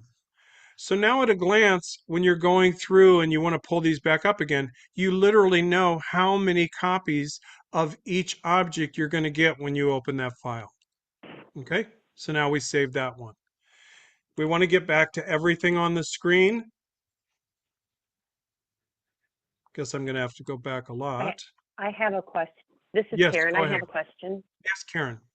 It looks as though this specific design pattern has the same shape leaf. If the leaves were grouped together and they were different shapes, is there a way for me to number them, especially since I moved them around, for, you know, to optimize the fabric cutting? Is there a way for me to remember which one's which? If they were slightly different, do you know what I mean? Yeah. Yes. Maybe you can answer this better. She's asking if the leaves are different, you're going to be cutting them from different fabrics. Is there a way to number? I know there's not in Canvas Workspace. Would you recommend that she do that on her PDF? Well, I call it color 1, color 2 on the PDF. And so just if you keep them in that same shape. But she's saying if she wants to change that and say she wants to make 2 leaves from a different, you'd almost have to just print out your PDF, have it alongside. And you remember how I showed you of putting little sample swatches? Just mark it on Yeah. your PDF as a reference. Because if you go in and start typing things in here, it's going to cut out letters, you know, so you don't want that. Okay? Even if I made them white, it would still cut it out because it recognizes there's something there, right? You could try it. Never mind. You can try Yep. anything with this. And you know, don't try it on the fabrics you want to use. Try it on a sample swatch and see what it does. I've never done that. And that's why we provide the PDFs, is they're a really good reference of what size box of fabric or square of fabric is Vanessa telling me I need to get these 4 leaves cut, or is Bruce telling me? Okay. But if I wanted to, let's see if I can try to Can you replicate. change the color of each of the outlines? Yes, you can. Yes, you can, and that's an option that might work for you. But you could also select. So I could select down, and I could say make that one black, and this one I'm going to make the outline black. Going back to the original question, would that solve the issue that you were talking about?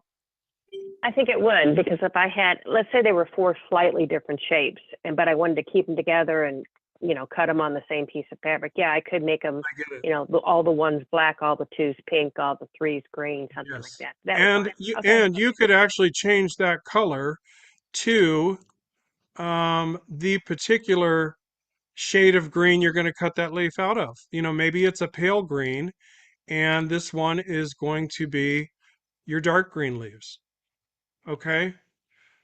So you can see that how that would help you on screen as a reference if you don't want to use the Right. PDF sheet. Okay? Perfect. Thanks. Okay, so that is essentially how you're going to manipulate. If I'm going to just show you one more thing, because that duplicate button is great if you want to fill the whole screen. My complaint with it is they should have put a duplicate with a number value so I could select how many duplicates I want. So I'm going to open this again, and I'm just going to show you one more thing.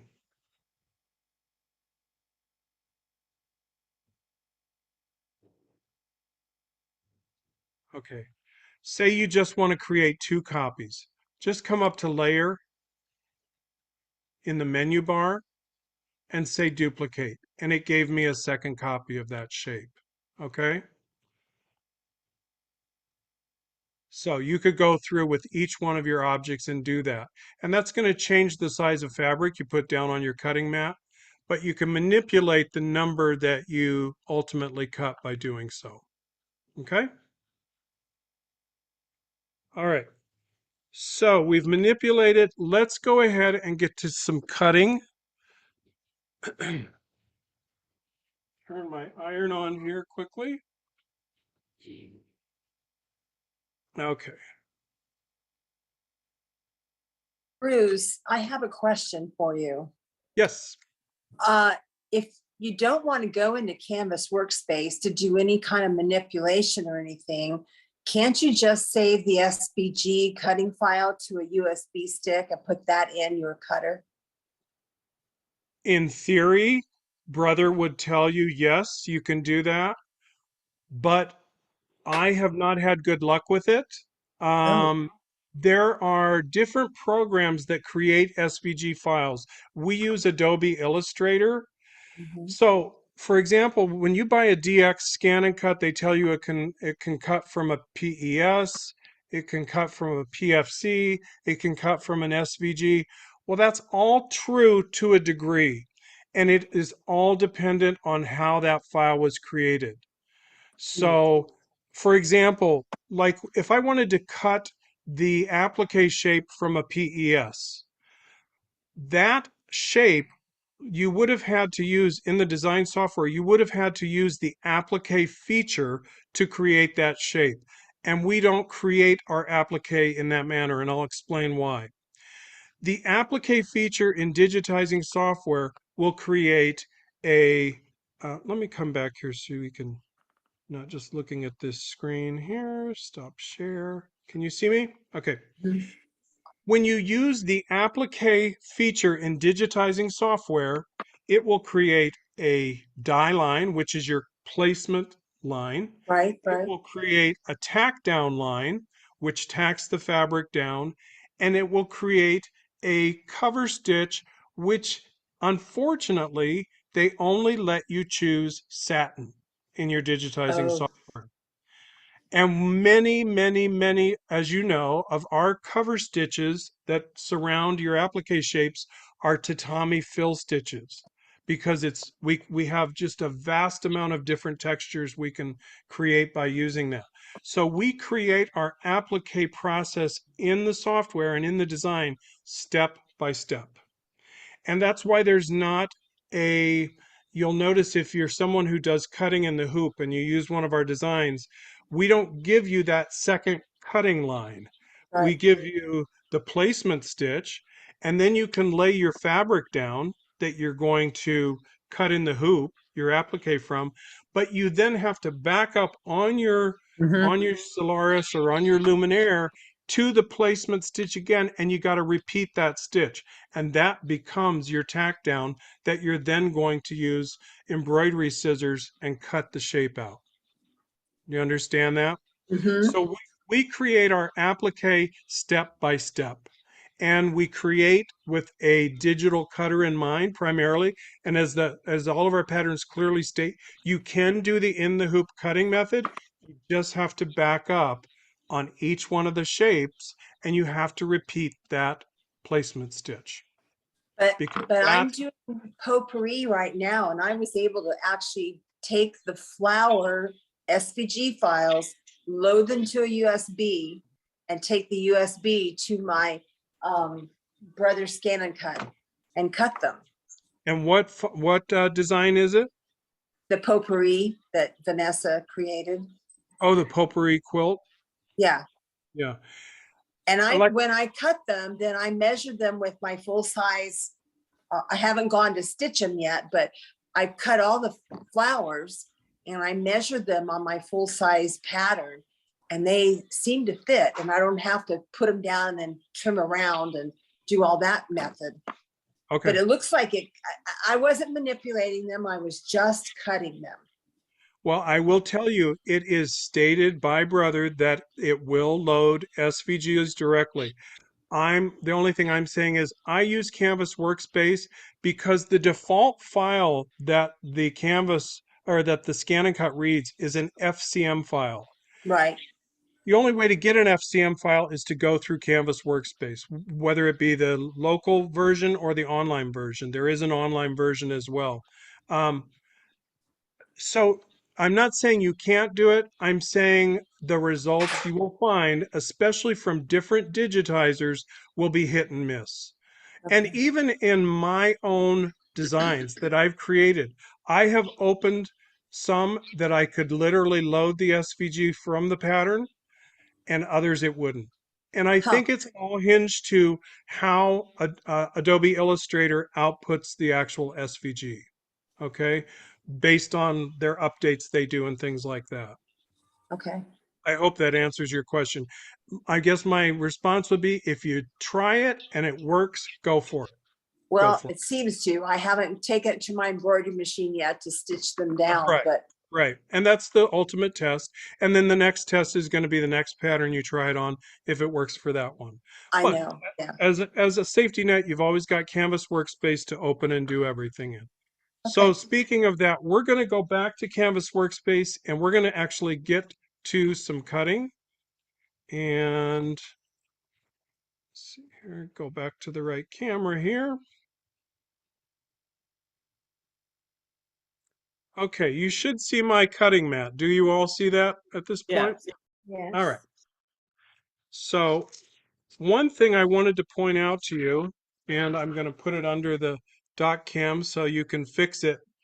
There's a typo on the welcome tea towel measurements.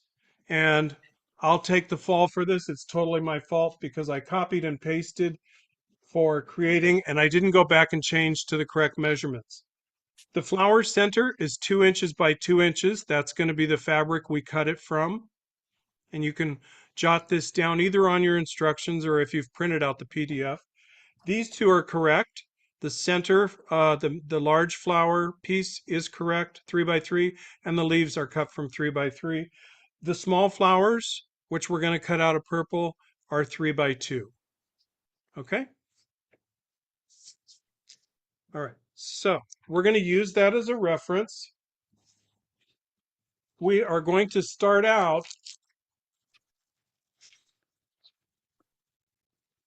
by cutting those measurements directly from our fusible web product. Okay? Now, when you use the Brother Scan and Cut product, it has a sticker on it that shows the iron going to this side of the product. Okay? You have a matte finish, somewhat matte finish side, and you have a shiny side. The shiny side is the fusible. The matte side is the only side your iron should touch. All right? Okay, so we're going to get busy here and we're going to cut out the pieces that we need to do this particular project.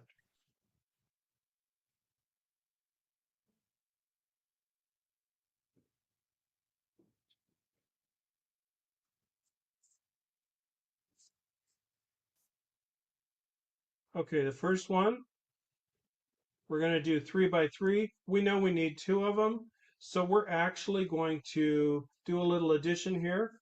We're going to do 6 by 3, and we're going to add 2 inches more. We're going to do 8 by 3. We're going to get all 3 of those shapes out of this first cut. Okay? Is my head in the way? No.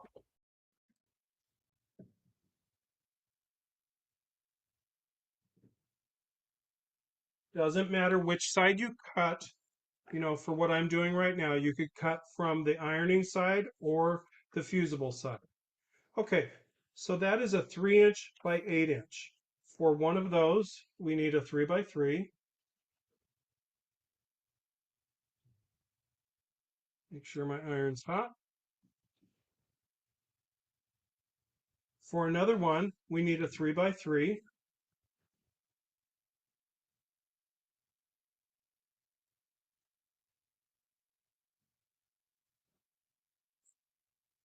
And this last one that was left over became our 3 by 2. Okay? So there's 3 of them. We just need one more, and that's going to be the 2 by 2 for the flower center.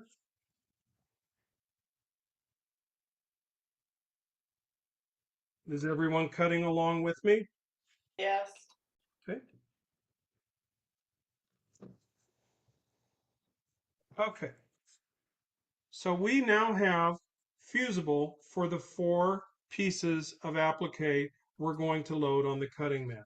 Okay, so we're going to get this out of the way for the moment.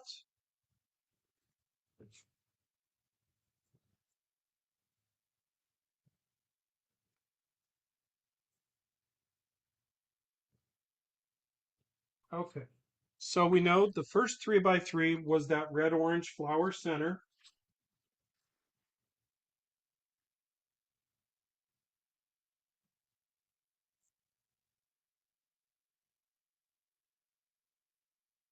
And this happens to be a batik, so it doesn't matter which side.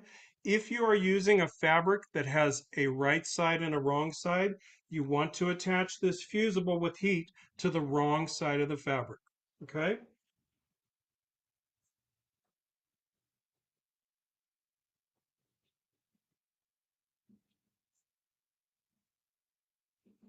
So, how long do you hold that iron on there for this particular product? I've found that a count of 1,000, 2, 1,003, 1,004, move on to the next section. 1,002, 1,003, 1,004. That's all you need. Okay? We've got that cut. You want to let it cool. It is a little bit vulnerable when the product, when the fusible web is still hot. So you want to let that cool. And then we're going to cut it down right to the edges of that fusible paper.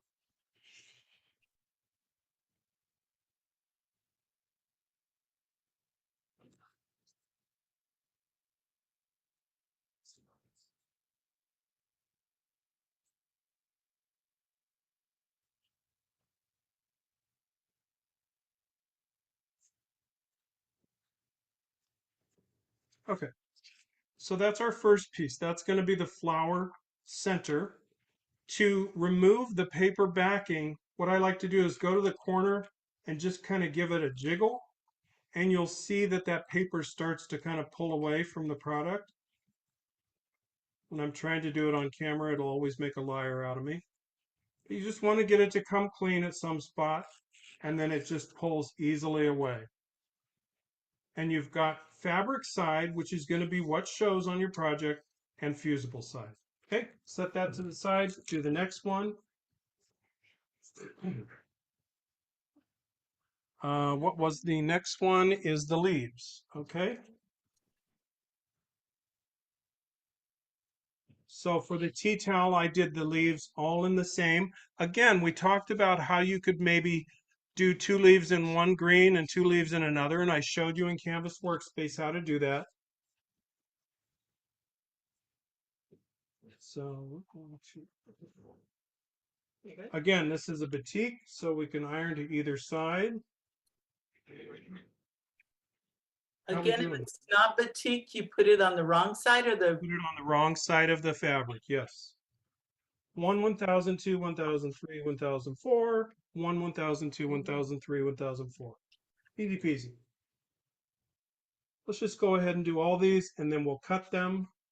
We have the purple flowers, which are going to be a 3" by 2". And that's this guy right here.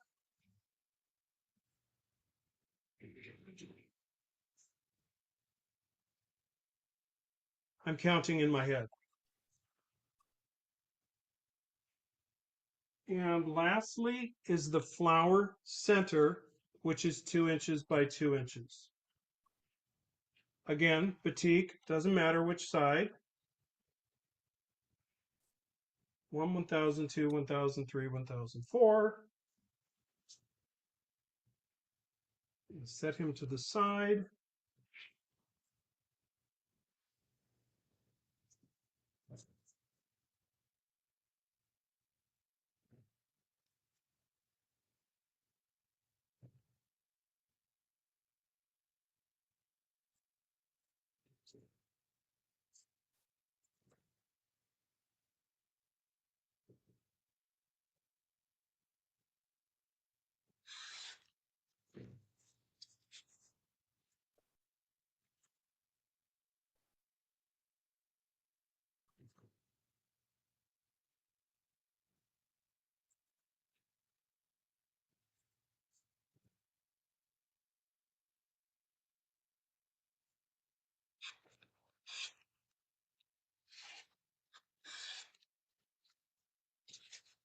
Okay, and one last one to do.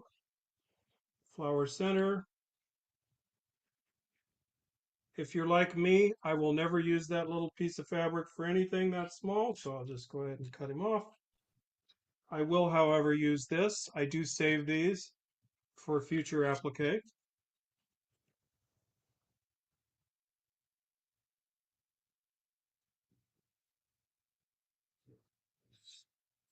Okay.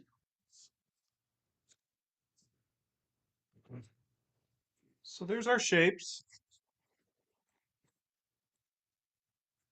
I'll show you a little tip if you ever can't get a corner freed up.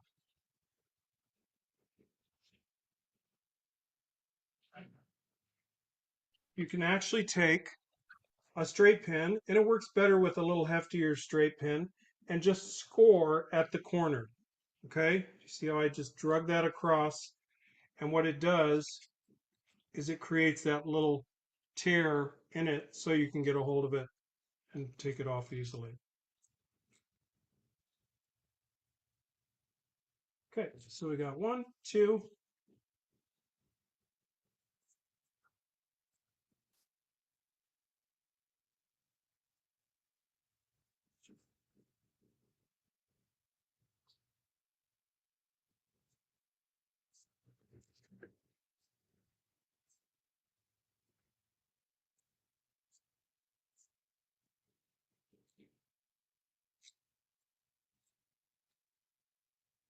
Okay. Okay. So there is all that we need to create the applique for the welcome tea towel. All right. We're going to grab our mat.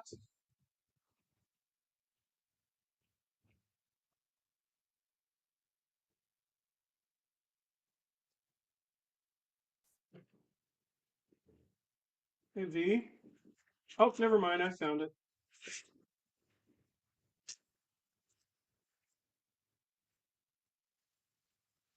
I'm going to take the cover off.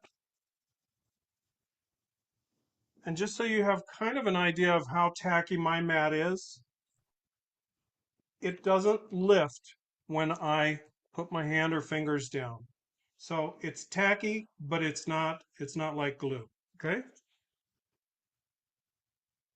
So we're going to refer back to our PDF, or we're going to look at our Canvas workspace on the screen, and we're going to place these squares where Canvas workspace said they go. Because I'm using fusible side down on a tacky mat, I'm just going to lightly rub this with my fingers.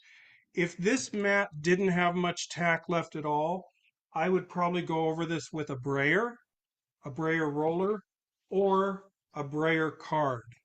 And you can, if you don't have one of these, you can use even an old credit card, okay? But for this particular mat, I think it's going to be just fine. It's not going to move. You can see when I bend the mat, the edge of that is not lifting up, okay? So that's the flower background. The next one is the leaves, goes right next to it. That's another 3x3 shape. Again, just with my fingers. This one is the flower center.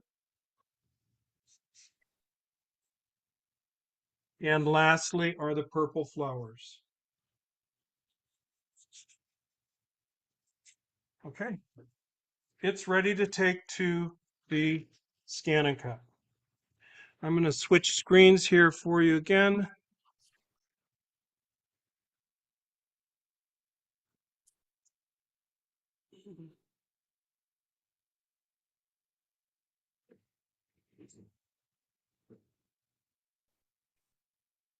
And we're going to go back into Canvas Workspace. So we want to make sure, and I didn't talk about this before, but you want to make sure that where these shapes are placed, you can see this is a 3" by 3" box of fabric, okay? You want to make sure that when your objects are in here, they're not touching the sideline of that 3x3 box, or they're not overlapping it.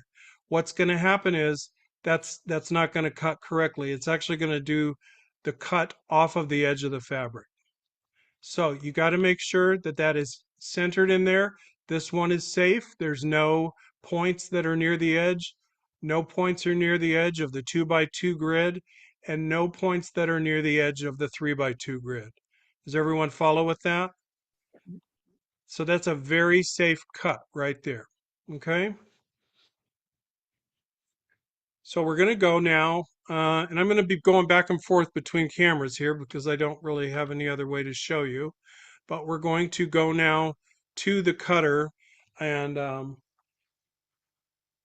show you loading this.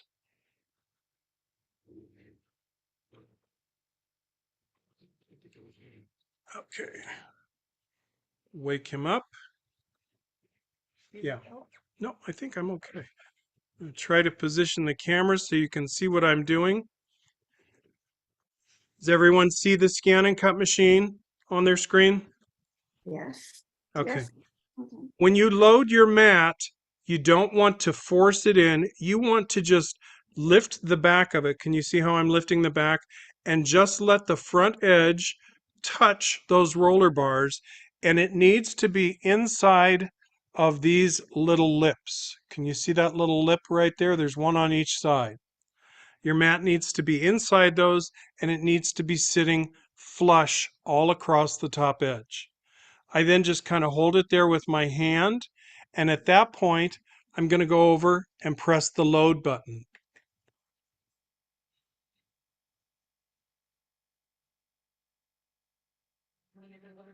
And that mat loaded perfectly. If it hadn't loaded correctly, it would have given me an error message, or it would have spit the mat back out. Move some of this out of the way because we're going to be cutting. Okay, so the mat is loaded into the scan and cut machine. We're going to go back now to Canvas Workspace.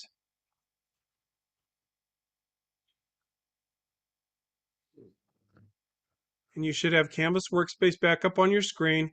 And we're going to send this file, these shapes, to the cutter. So we're going to open the File menu.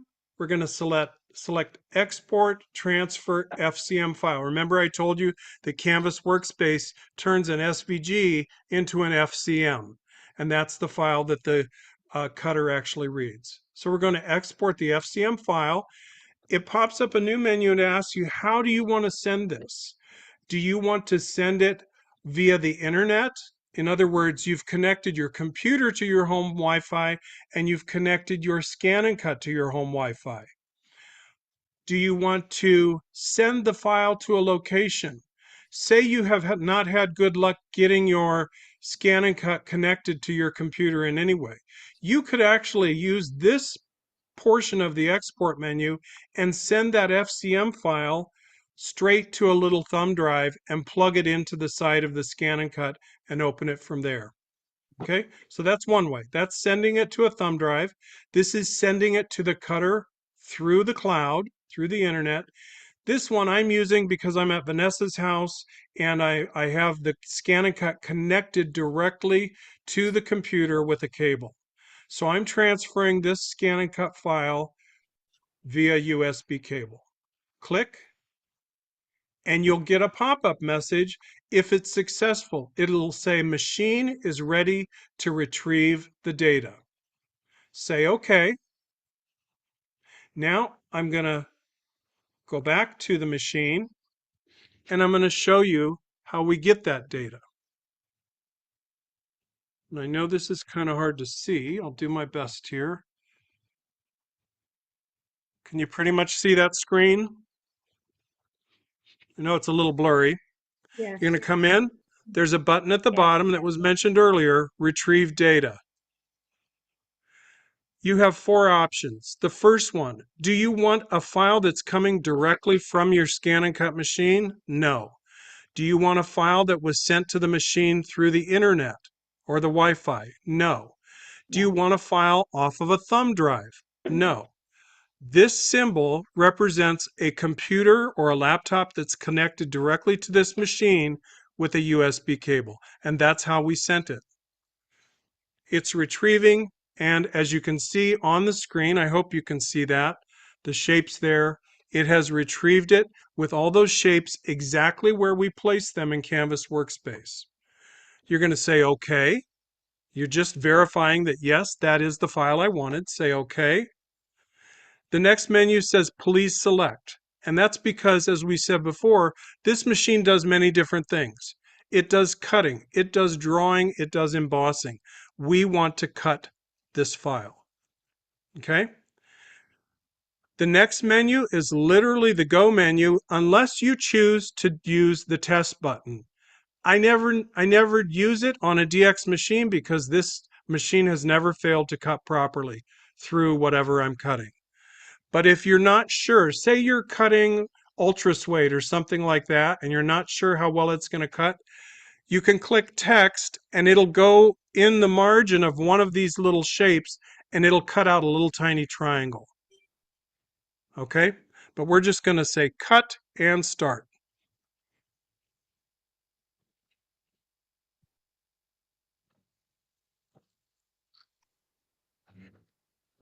So the first thing it's going to do is it's going to drop the blade into the fabric that you want to cut.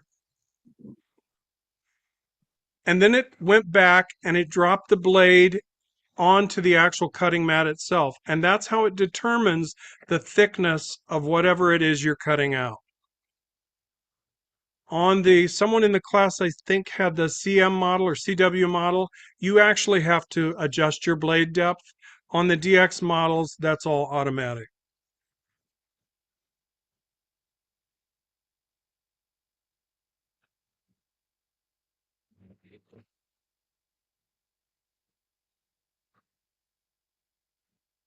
Okay, it's all done. It says finished cutting. We say okay. And as I told you before, we don't yank this mat out of here. We use the load unload button and it loaded our mat free from the cutting machine. Okay, we're going to go back over to the other camera here.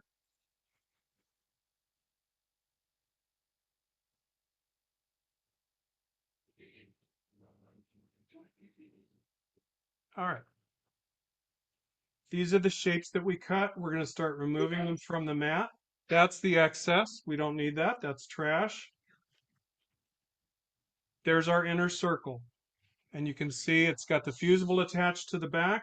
It came right off of the grid. Next, we've got our leaves. 1, 2, 3, 4, we have our purple tulips, or whatever you want to call them.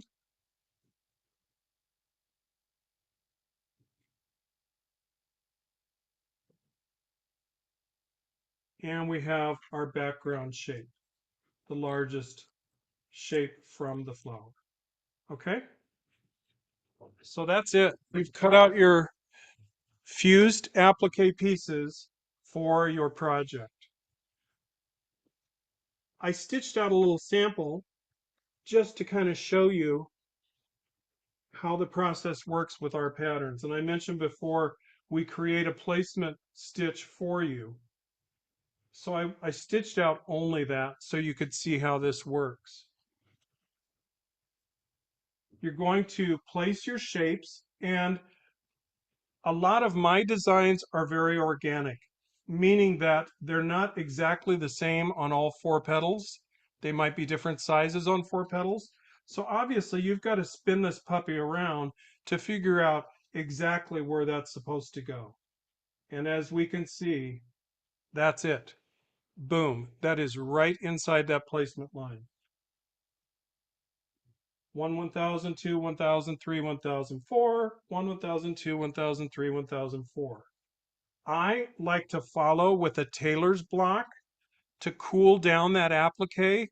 And the reason I do that is sometimes if you manipulate your hoop after you've put applique down and it's still hot or gooey as you move away or start to put another shape down, that gooey glue will start to lift up at the edges. And you know what happens when you're doing embroidery and the edge of your applique lifted up. You have trouble. So I like to cool it down with a tailor's block. And then it's really, really stuck on there. Okay?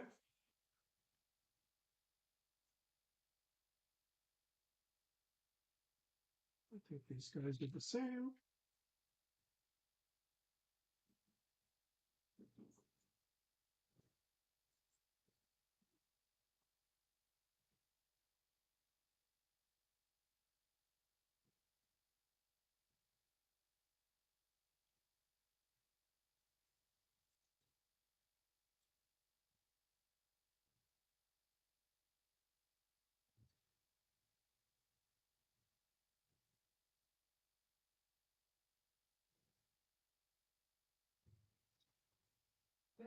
Yes. I think I'm just going to go through the cutting of shapes once. What do you think? Do you want me to do the tulips also? No, you don't have to, not at all. It's just the same method.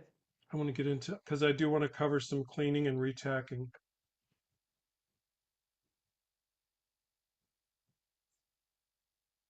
I have a question. I would love to hear a question. How long does this, like if you weren't going to iron them on right away, or do you have to iron them on right away? Like, could I put those in a baggie and save them for next week? I save them. I save them in Ziploc bags for months. Okay, and then Years, actually. they iron on fine after that. They don't change in the slightest. Now, what I would tell you is if you were traveling and you left those in a hot car or something, I can't guarantee what you're going to have. Right. But no, at home in climate controlled air, they save pretty much indefinitely. Okay, Should I thank you. keep the paper backing on it? If I'm going to say them, would that be helpful? If you Or do cut with I need paper to on, remove the paper backing if you cut with paper on, leave the paper on until you're ready to use them. when I store it? But Okay. as you see in this process, we didn't leave the paper on, and I can throw them into a Ziploc. They're not going to stick to each other again unless I put them in a hot car and I reactivate that adhesive. Okay, so you can see. I live in Arizona. That would be a no. Yes, that would happen here, definitely. Those are all attached. Those are ready to go back to the embroidery machine. When you take this file back to your embroidery machine, it's going to stitch a circle right here, which is the placement line only for your flower center. And the rest of your project is just embroidering and changing thread colors. Okay? So I have a question. You would Yes, go normally ahead. take that out of the hoop as you're ironing it on, right? Oh no, I did this for a sample for you. Okay, I just that's what I was, okay. Yeah, I just stitched these out just so I could show you our placement lines and what they look like. And and fusing the applique to the fabric. No, at home, this would all still be in the hoop. Hoop. I would take the whole hoop over Thank to you. my ironing mat, put it down, make sure it's nice and flat, and put them on that way. Good question, though. Okay, so that's for the welcome tea towel, the uh, tulip pillow, the cutting, the pressing, everything's going to be exactly the same. The only difference in that file, Vanessa, are you nearby? In the tulip file, in this file, all of the applique will take place really before the embroidery starts. Um, the placement will take place before you'll put your applique down, then do your embroidery. In Vanessa's, I think your stem is stitched out first, isn't it? Oh, yes, and then In do the the applique. yeah, Yep, and I can show you all stems, correct? yep, Yeah. all stems and. In the tulip project, the stems are going to stitch out, and then the placement lines for the applique. Then you'll put your applique down and finish the stitching. Okay. Yep. All right. Hey, So Bruce, I have a question for you. love it. Go ahead. This is Wendy. How do you, in your Canvas workshop, how do you check to make sure that the your scan and cut is hooked up to the software? How do you know which scan and cut it goes to? Very good question. And I'm going to take you back to the other camera to kind of show you. Webcam, I think I want. Yes. And hopefully it will pick it up on the screen. Okay.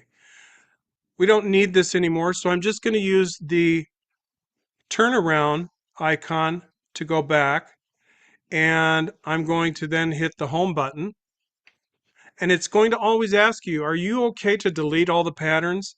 Yes, it's just deleting them from the screen. So yes, we're okay with that.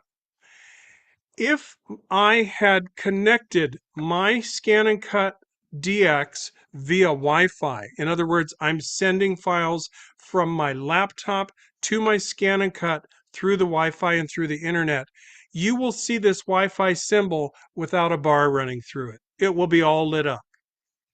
Okay? If you know that your Scan and Cut is connected via a cable, there is really no, to my knowledge, there is nothing that shows a USB cable connection.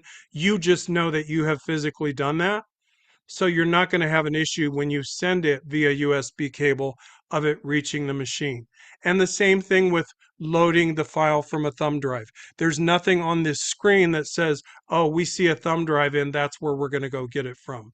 It all takes place from Canvas Workspace. That's where you determine how am I feeding the file to the machine. Did that answer you, Karen? It's Wendy. I'm sorry, Wendy. Sort of. Because I'm sending the file from my computer through the cloud, but when I go to my Scan and Cut, I'm seeing a project that I scanned a while ago, and I can't find today's project. And you used retrieve data? I did retrieve data. Okay. It's probably based on, if you clicked here, it's going to bring up the last project that you worked on this machine. Okay. If you want to retrieve it from the cloud or the internet, it's the pocket with the cloud next to it. Did you click that? I did click the cloud, and it brings up the last project, which was a saguaro. It's not the flowers. So how do I clear that? And you have the last project up on your screen? It's coming up when I click the cloud, it comes up with the last project. Okay. Then click your home button over here, and you should get a message asking you to delete the pattern. Okay.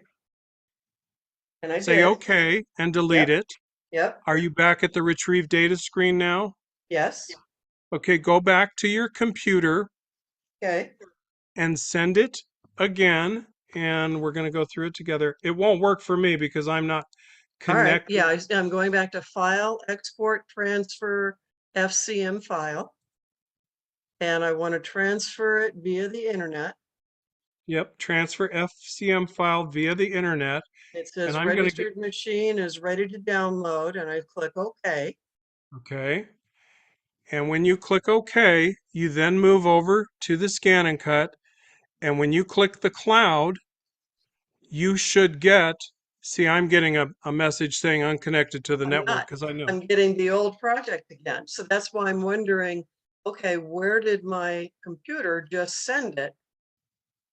And is it telling me that I'm sending it to obviously not my scan and cut? Has your computer changed networks? Computer has not, but I was at a event at Mole Queens. And so I'm wondering if I'm connected to a wrong or to a different scan and cut So than what, mine. no, what's happened is you lost your connection between your scan and cut and your network. Ah, And okay. so you're not on the same Yeah, network. but then- Because sometimes your new networks, you have like a 2.4 and a 5.2. Okay, And depending on the cutter that you have, the cutter, if you have an older cutter, the cutter will only work on the 2.4, but if your laptop's on your 5.2, they won't communicate. got it. So I need to reload my cutter to my computer. Okay, You probably need to resync them. I can do that. Okay. And Well, it might, and Wendy, it might fix itself just by powering down and rebooting it. Are you getting on the main welcome screen on the scan and cut? Are you getting the Wi-Fi symbol that does not have a line through it? I thought so. I'm going to reboot it. Okay, it's shutting down. No worries. As she's shutting down, I'm having the same issue, except I know I'm online, and then it comes up with cannot read the data, get the PIN code again and register to the machine. Is that because I moved my scan and cut from one room to my current room? It's basically telling you that your scan and cut machine is not registered to your account. You may have to log into Brother and re-register the machine. So I Okay. don't understand why unplugging it and moving it would unregister it. I've never had that happen. But Yeah. that message that you're receiving is telling you this machine is not registered to your Canvas Workspace account. So Yeah, it had you been, might but need to go through the process of re-registering your scan and cut to your computer or to your Canvas Workspace account. okay. Thank you. Wendy, did you get anything? I got the old project again. What symbol are you getting for Wi-Fi? Does it have a line through it? No,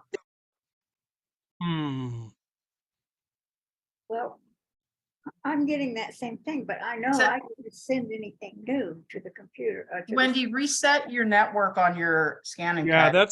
that's the next thing. I'm going to switch cameras and I'm going to show you how we go into settings.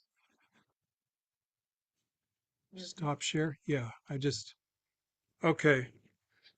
We're going to go home. You see this little icon which is the hand wrench? yes. When you open that, that's your settings menu. Hit the double arrow down, which will take you clear to the bottom, and then start moving up one at a time. Do you see network? Yes, Select network. got it. Um, Do I want to do the setup wizard? yes, I would say do the setup wizard again and reconnect to what you know to be your home internet network. And I think that's probably going to solve your problem. I think if you used this somewhere else, like you said, it's still trying to read a different network that's not even available to you. I don't know why well, I do know why it's giving you the Wi-Fi symbol is because it's correcting to your home network, but the communication hasn't been set to your home network. Your communication between the two is still from the last place you used it. Does that make Okay. sense? It does. So hopefully that will work and get you connected. Remember, if you run into issues going forward and like I said, computers are all different, so it's really tough for me to troubleshoot some of the issues when it's involving communicating between someone's personal computer and their scan and cut. But until you get that issue worked out or you figure out the problem, you can always put this Canvas workspace file, you can always export it to a thumb drive and take it right to the machine and plug it in. Or you can get a USB cable and always, years ago, before I used Wi-Fi, I kept mine plugged in via cable all the time and just sent stuff back and forth that way all the time. So you do Okay. have some options until you figure it out. Okay, I'll keep playing with it. Thank you so much. Yes, good luck with that. I just want to Thanks. go over I want to go over one more thing before we wrap up today, because we do get a lot of questions about this, and it involves the mats and the maintenance of the mats.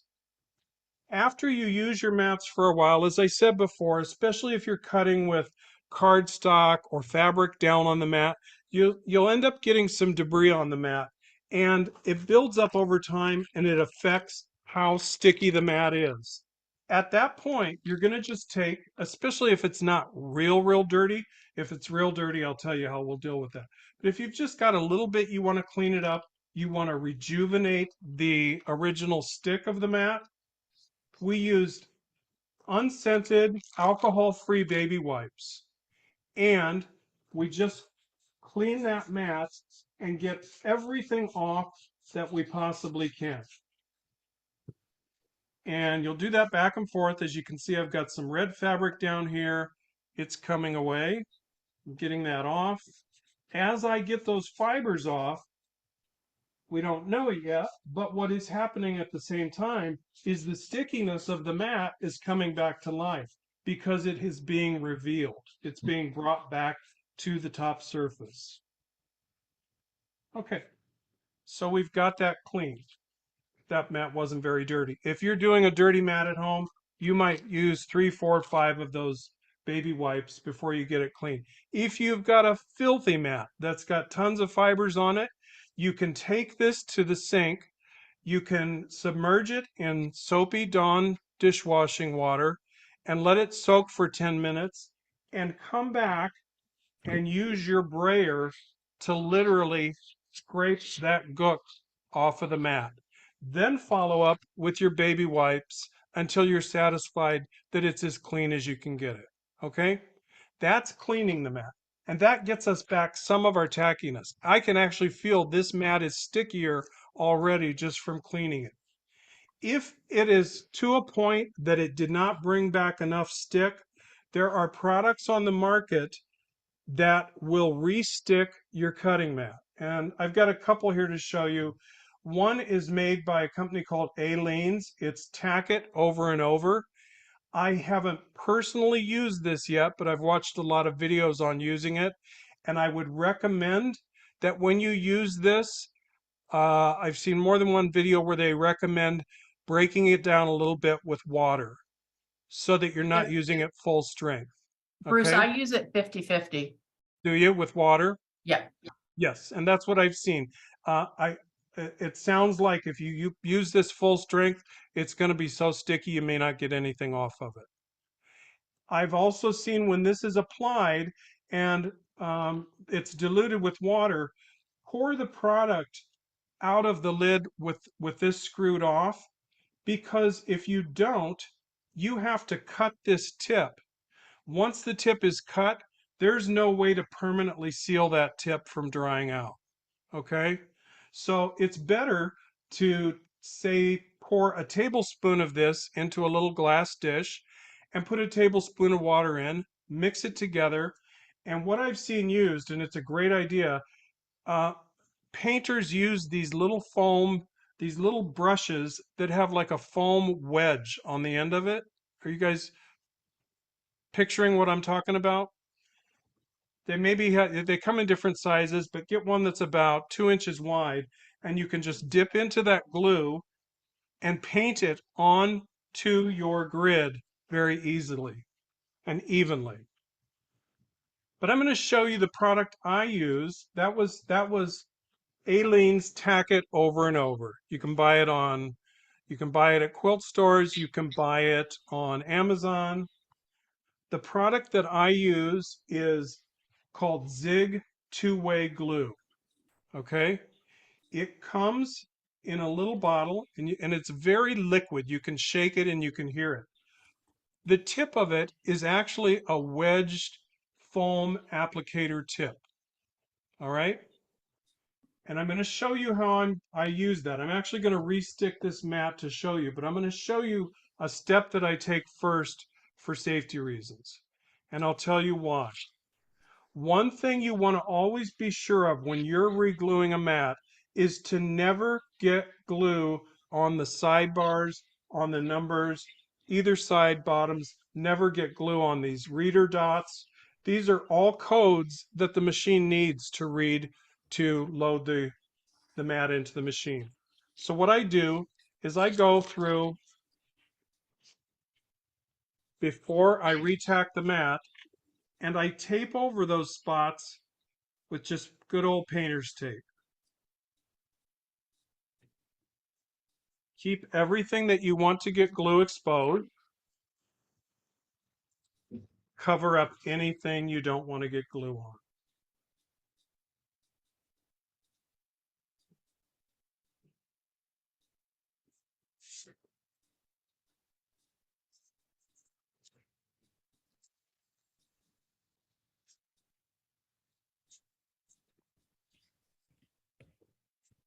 And I don't have to go all the way around because we can just show you on part of the mat, the retacking process. But at home, if you're going to retack your whole mat, I would do this completely around all edges, okay? Now that you've got the vulnerable parts taped off and safe, you're going to shake your zig. You're going to bounce it a few times on the mat. It's literally that bouncing that activates the flow of the glue. Did someone have a question? Okay. So you're going to bounce this and that's activated the flow. You can see some of the product right on the mat. At this point, you're just going to use strokes in straight lines and you're going to literally paint this onto your mat. If you're painting and you feel like it's drying up or you're not getting as much product as you need, give it another tap or two. We've protected the edges so we don't have to worry about getting glue where we don't want it.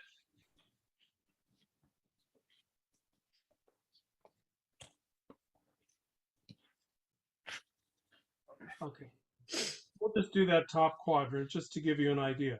But at home, if you're going to retack the mat, you do that in all 4 quadrants. Put your cap back on tight. Let that dry overnight. Peel your painter's tape away, and you have a retacked new mat without going out and purchasing a new one. One thing I will tell you, though, is your mat is going to be considerably stickier than it was before you did this process. So you do want to be mindful of placing fusible down on it. Remember what I told you, if it's so sticky that you put a sample piece down and it's tough to get off, use a white cotton towel or a white t-shirt, just tap it on there and leave a few fibers behind. And that's it. That's all you have to do. Does anyone have any final questions in wrapping up? I know we covered a lot and I know I can get long-winded. I hope I wasn't too long-winded. But does anyone have any questions that we didn't cover or get answered? I do. Linda. Yes, Linda. The cable. Now, I've done it in the past. My efforts, which I can't say were very successful, was using the internet. There was never a problem with the internet. It was the mat. So I want to know, though, about what cable do you use on your laptop? Well, now that we're done with the scan and cut machine, I can unplug it and show it to you because it is a specific cable. Okay, give me just a second here. That's a very good question. No. It does not come with the machine. And I will tell you where I got mine. Vanessa said Amazon. Yes, you could get this on Amazon, but you might have one laying around the house and you don't even know Oh, I'm sure I do. it. I'm going to switch the camera so you can see me here. Or go to Doc cam. doc cam. Okay. Doesn't really show. Oh, I'm already there. Okay. That's got some fresh glue on it. Do you mind? Okay. This is my USB cable. Give the camera a chance to focus here. Okay. You can see that this end is the USB that we all know and love. All right. That is just a standard USB-A connection. This side that connects into the scan and cut machine is what you may recall having had connected to a home printer. You see Okay. the shape of that plug? Right. So in answer to your question, the USB cable you're looking for is a USB printer cable. Printer cable. Okay. Because it's sending data and it's sending it almost like you'd be sending it to a printer, if you will. Okay. Right? And Right. like I said before, if you're ever having spotty internet, you're ever having issues not getting Wi-Fi, you don't want to mess with a thumb drive running back and forth. This is great. I think this one is 6 feet. You can get them in many different lengths, and I'm sure you could buy this on Amazon. Just be sure to zoom in on the pictures and make sure that it has this shaped USB head on the one end. If we find it, I'll send them the link when I send them the link. Did to you the hear video. Vanessa? She said if she Right. finds it on Amazon, she'll send you all the link of it when she sends you the link for The video. the video that we have recorded. Okay. Now I have one more question. I had my mat out ready to cut, but of course I couldn't get to the screen for this canvas workshop because I was afraid I'd lose you. Uh-huh. So it was too sticky. So I did learn to put the towel on it. White towel and take it off. So now I can still pick it up with my hand. So it's still too sticky, right? Yep, It's not- do it again. Put that towel down again and really rub it down. Okay. Yeah, well, that would be a major step forward because I've run 2 mats because I didn't know what I was doing already. Well, now you've learned the high-tech technique of de-sticking a mat. Right. And how much? Yeah. Yeah, Thank you. if you do that white towel process once and it's still too sticky, you can keep doing it until you get Doing it it. I got it. See? until you get it down to the place you want. Okay? Okay. So Any I other should not be able to pick it up with my hand pressing on it. if you put your hand down, your palm on it and lift it up and the mat won't come free, it's probably a little too sticky. Okay. All right? Any other questions? Well, All right. not until I hit that canvas thing, workshop thing again. I didn't get into showing you, but if you don't have Canvas Workspace installed, you can use the online version as well. It's the same login that you use for your PC version. You use that same login for the online version. They Yeah. have the same features. They look a little bit different in spots, but they're essentially the same software. Okay? Okay. Well, I'm gonna All try. right. Well, this was really fun, you guys. I hope that you picked up a couple of pointers that help you out a little bit. And I hope you get those scan and cut machines off the shelf and use them. Well, I messed up a lot of fabric trying. All right. We're going to stop recording now. As we had said earlier, Vanessa's going to send you a link so that you can rewatch the video. If there's parts that were a little hazy to you, you can watch it again and pick it up. Okay? Thank you so much. Thank you all. You were a wonderful class. Thank you. Have Great a class, great Bruce. rest of your Thank day. you. Thank you. Thank you. Bye-bye now. Bye-bye.